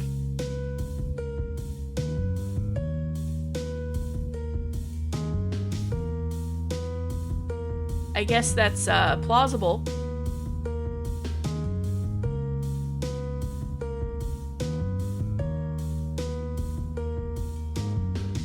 Well, what was the exact wording? It could have been like, that's only when he noticed it, and that's why it took him so long, or, it was laying there. I had assumed he dropped it, like, right then, but...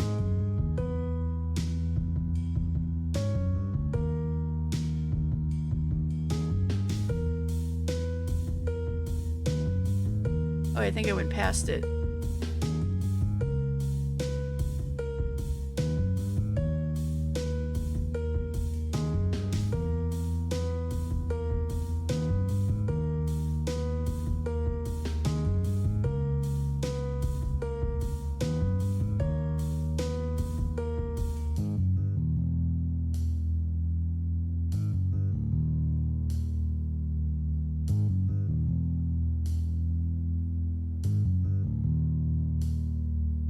I guess that was further up than I thought. Unless I keep going past it. Here we go. I saw it laying in the dirt when I got to the bottom of the hill. And came back first thing the next morning to deliver it.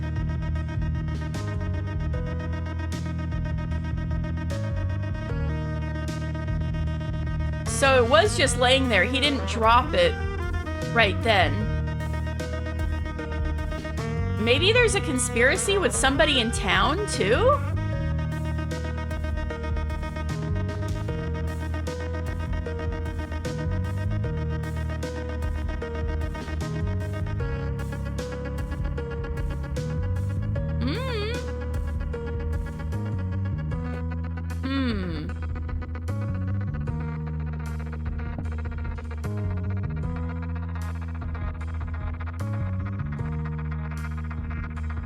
That would make sense if we go off the town secrets angle.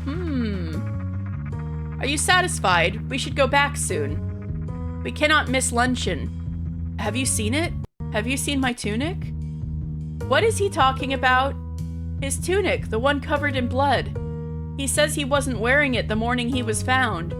Impossible! I saw the thing myself. It's ghastly. I swear I wasn't wearing it. It's true, damn you. Someone is lying. I have seen it. It is indeed bloodied, and I can have Eustace pull it out of storage. Eustace again? Out of storage to show you. However, I'm being betrayed! Set up! Anyone could have gone to my cart and taken it. You were only there for a short while, no? Did you pass anyone on your way from the cart to the library? No. I didn't. Then it's just your word against a bloody tunic. I must say it's not very convincing. You said you believed me. And I do. But I am not the one who needs convincing, unfortunately. You are. I hear those keys jangling. Just let me go. You'll never hear from me again. I'll run away. I'll find another job somewhere. You will do no such thing. Curse both of you then. Some help. You are.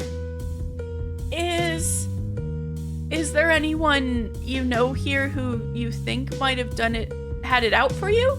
I just can't imagine anyone doing such a horrible thing. No. No? No. Well, that will have to do for now. I hope you learned something useful, Hedwig, for all our sakes. Wait! There is one more thing that may help my cause. Someone can vouch for my wearing not wearing the tunic that morning. Who? Sister Catherine, the other one. I thought you didn't pass anyone on the way in? She was in the library when I went up there to find Catherine, the other Catherine, God rest her. Stretch, thank you. Ugh. I need that, actually. Oh, actually, my shoulders were really stiff. Oh, ow. Woo! Oh, boy. Oh, my brain, too. Okay.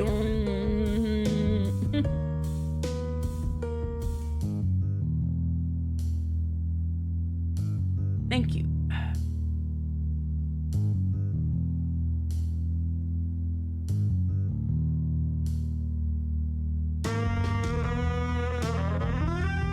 Well, it is certainly not much, but it might be a start. Thank you, Mr. Foreman. Has word been sent back down to the village? About why I'm gone? Yes. Oh, that's good, I suppose. And have you had any word back? I have not. Oh, shame that. He looked utterly defeated, so much so that I could not bear looking at him any longer. A small part of me wanted to wrench the keys from Mother Superior's hand and free the wretch myself.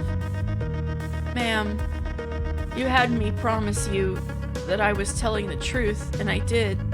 Will you promise to find whoever did this to me? I can't promise that. I can't promise what I don't know is possible. Do you promise you'll try? Please? Yes.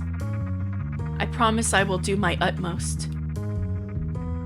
We bowed to the poor young man and headed back up to the precarious staircase to the outside world. I dared not turn around to see his expression as we left. I could not bear it. Will you come rescue me on a white horse? The Superior and I didn't speak on the walk back to the Abbey. I was torn between feeling curious about the wide world I'd stepped into and worrying that someone in the stone buildings was ahead of us, watching. I half expected an arrow to come sailing over the wall and strike me dead in the chest. However, almost as soon as this gory image crossed my mind, the fog between us and the monastery thickened. I found this comforting, as I was, perhaps, being watched over by God on this my righteous quest. How very silly of me. The thought carried me for a while, though. Hospitality.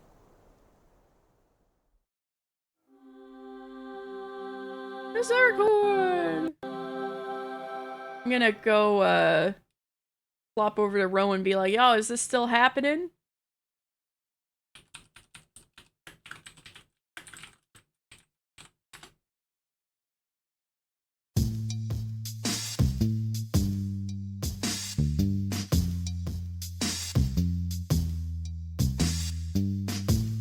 Oh, getting a response.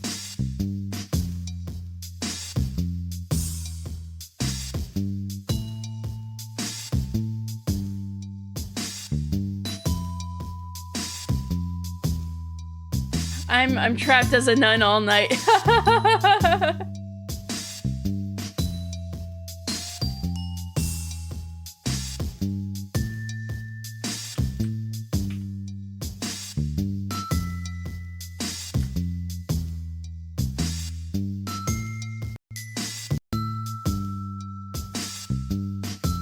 Okay, so Rowan's gonna start setting up. And I'm just gonna play until we're ready to raid in. Alright. Luncheon is gonna be late today. I see. What happened? Well, a cat happened, I think. After a brisk walk through the grounds, the superior and I had approached the rectory. According to her, we had made perfect time. However, the rectory hall was empty when we arrived. Now, Darcy was explaining to an increasingly bewildered superior that Lynbarrow had yet another mystery within its walls. Oh boy, don't stop. A cat? I was roasting the duck when I heard some rustling and then some pots fell over behind me. Oh dear. It could have been a ghost, and I was wondering if it was a ghost at first, but then I heard it meowing, so it was probably a cat. That is a relief, at least. Could be both. A ghost cat? Could be both. Anyway, while I was picking up the pots, I think I tried to eat the duck because I heard it yowling, and I think it tried to eat the duck because I heard it yowling, and then it ran out the door. Poor thing, probably singed its whiskers. It's a disgusting little creature, and I won't be having it bring the plague in here. I am not taking any chances. I'm making a new lunch, and that's why it'll be late. No, the waste of duck! Not the wasted duck! No! No! Wow. Man, you think that Mother Superior is gonna die any second now, don't you?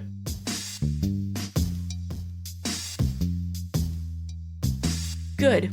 Is someone looking for the vermin? Eustace. Godspeed to her. No besmirching cats. Oh, well, there is that. There is that. That's not very cool. But I'm even more sad about that entire duck is gonna get wasted. Is everyone else informed of the delay? Nearly everyone was milling about outside the rectory ready for lunch, so I had to disappoint them. I think Adela and Marta are still in the cellars. And I suppose Moira was... You don't think it'll get wasted? You think it's gonna be part of another prank? On her way to bell duty. Ring. Well, it seems like everything is in order. I look forward to the meal. She nodded at Darcy, who didn't seem to be paying her any attention, and then ducked out of the kitchen. Yes, Soup, everything is in order. That's why someone died. What do you mean by that, Darcy? Oh dear, I'm so sorry. You are alright, my friend. I just Wish she wouldn't pretend nothing is hanging over all of us at the moment. I understand. Oh, you're starting to formulate a Phantom of the Abbey theory? Interesting. Well, what can you do? Some people are just detached from it all. Do you need any help cooking? I have it in order, but thank you for the offer. You are already a big help with the carrots this morning. I gave Darcy a little bow and stepped out of the kitchen. I heard the bell, but there's no food. Oh, there was an incident in the kitchen, so things are going to be late today. No, I know, but the bell just rang, so... Hello, you two! Ready for lunch? No, actually, it's going to be late today, apparently. Oh, no, and I already rang the... Yes. Whoopsie daisy. I've been so busy today. Me too. Oh, really? What have you been up to? Well, after service this morning, I felt tired, so I took a nap. Oh, no! Were you up late again last night? What do you mean again? Oh, come on now. I know you. Don't listen to her. She's crazy. Moira laughed and pulled Flora into a one-armed hug, which Flora seemed to appreciate very little. Given that we had both seen Flora emerge from the Misericorde last night, it seemed that Moira was entirely correct. She was up late, although I was determined not to take sides. Have either of you seen a cat? Supposedly that's the villain responsible for the lunch delay. A cat? Would we even need one? I've never seen a mouse here. Darcy said one got into the kitchen and was knocking things around. Got too close to the fire, poor little creature. It's just a cat. Do you like cats, Hedwig? Well, I don't know, really. I imagine they're quite sweet. Oh, of course, silly me, always forgetting. You've never seen a cat? I suppose she wouldn't ever had one in herself. Oh, right. Well, they're, a bit creepy, I think. I wouldn't know. The devil plays with the sinner, like the cat does with a mouse, after all. Come to think of it, are there any cats in the Bible? Only one, actually. Mentioned offhand in the letter of Jeremiah. Jeremiah is part of Barak. Huh? Goodness, you really are a scholar. Hold on. What about lions? What about them? Never mind. Oh. I flushed red. Got her ass. Lions count. Oh, lions are cats. Time for God's judgment on this whole cat-hating Abbey, yes. It was deeply embarrassing to be bested this way, and especially by Flora. Lions are cats, you fool! I wasn't even sure if she had actually read the Bible. Well, it just goes to show. All of us have places we could brush up on in our understanding of Scripture. Indeed. I smiled weakly at the pair of them and took my leave. Wait. Oh, that was Moira who said that. I was feeling quite strained after the morning's stressful events, and I wasn't sure how much more social interaction I could handle before eating. I was angrier than I should have been about Flora's observation about lions. Angry at her or myself, I wasn't quite sure. Either way, I certainly did not feel up to the task of playing Inquisitor with Catherine.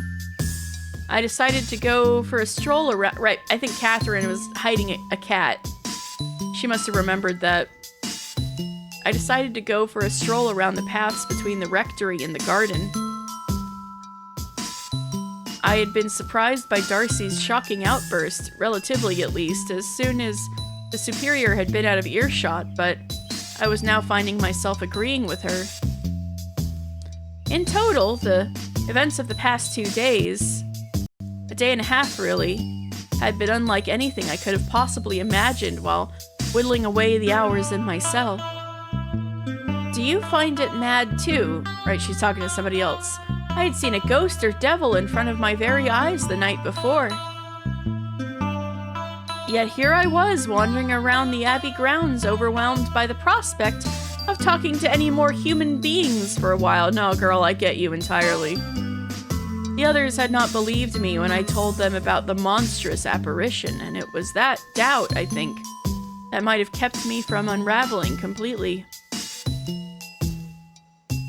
At that moment, the most terrifying prospect in front of me was sharing a meal in a room with someone who, potentially, had stolen a man's tunic to cover up a vicious murder. But then, surely all of that paled in comparison to what I had seen the night prior. An impossible creature threatening me with its blade before disappearing without a trace? If I held either of these scenarios in my head for too long, the grim tangibility of Sister Catherine's murder, or the possibility that I had seen some kind of devil with my own eyes, I felt faint. No, I felt worse than faint. I felt like St. Vincent on the rack, having to choose exactly which end of myself I'd prefer to have burned, one thought at a time. Are you writing any of this down, by the way? Not that I'd mind if you did. She might not approve, though. I hear she holds quite fast to her rules, despite all appearances. Who are you talking about? Anyway. While wandering, I found myself at the door to the chapel. I felt compelled to enter. What better place to collect myself? If anything could ease my mind at this point, it would be a moment's prayer. With some difficulty, I swung open the heavy door. I strolled through the aisle, taking a moment to gaze up at the high ceiling. Bad premonition? Uh-oh.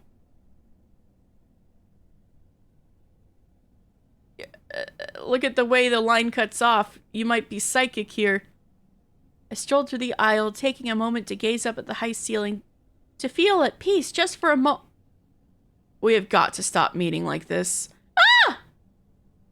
Sorry. You're betting Catherine with a K? Ooh. Sorry. It can be a little shadowy in here. That's alright. I am just learning that I am easily startled since leaving my cell. Nobody could blame you for that. How are you adjusting today? Did you start writing? I did, as a matter of fact. Lovely. Eustace wasn't too hard on you? No. Liar. That's good. I'm sure you'll end up locking horns eventually, so be ready. Really? Eustace seems so quiet, generally. She is, but it's very easy to rile her up. Yeah, no kidding. Especially if you disagree with her about something.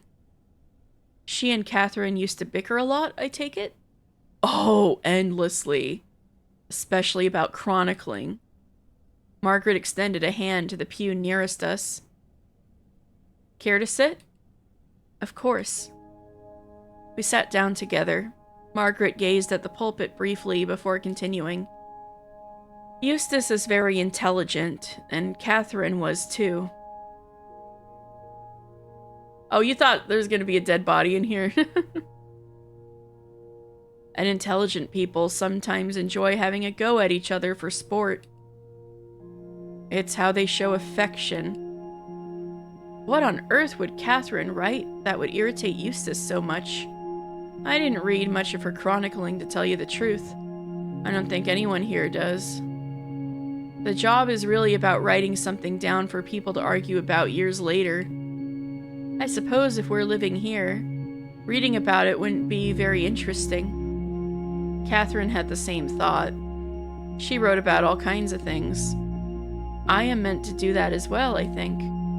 The letters? Yes, those were her sticking point. I think you're meant to just copy them word for word to mark time, but Catherine would go quite deep on some of them. There was one instance a couple of years ago. Yes? Margaret, we're actually getting some real information from Margaret. Actually, no, I thought of a better one. Have you ever heard of Reims Cathedral? No, actually. It's a very big cathedral in France. One of the biggest, in fact. It's quite grand. Anyway, it was damaged in a great fire. Oh, okay. And Catherine was meant to write that down. Instead, she demanded to write a letter to the municipality over the smallest detail. There was a note in her letter about how the King of France granted the city an octroi, that funds for repairs were coming from a tax on salt. I know, what timing? What? That was more or less what everyone said. Catherine was furious, though. What on earth for? I'm trying to find a good place to stop. Well, certainly I think none of us would have noticed, but she had a point. France taxes salt very heavily, and Catherine thought it was highly unfair that the building was going to be repaired with money she said was being stolen from the poor. She is! Viva la Revolution! We knew it! We knew it. Okay, I'm gonna stop there. So we get the gist of the scene instantly when we open this back up. We're gonna know exactly what kind of scene this is when we come back. All right, quick save complete. Gonna get...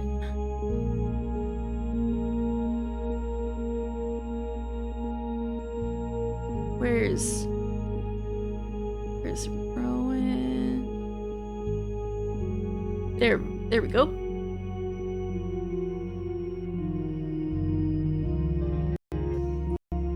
Okay. Raid. Going out. And we'll get the juicy information about Catherine with a C next time. Alright, you guys, thank you very much. I'll probably be back soon with some blueprints, so look out for that. Look forward to that. Alright, thank you guys. Night!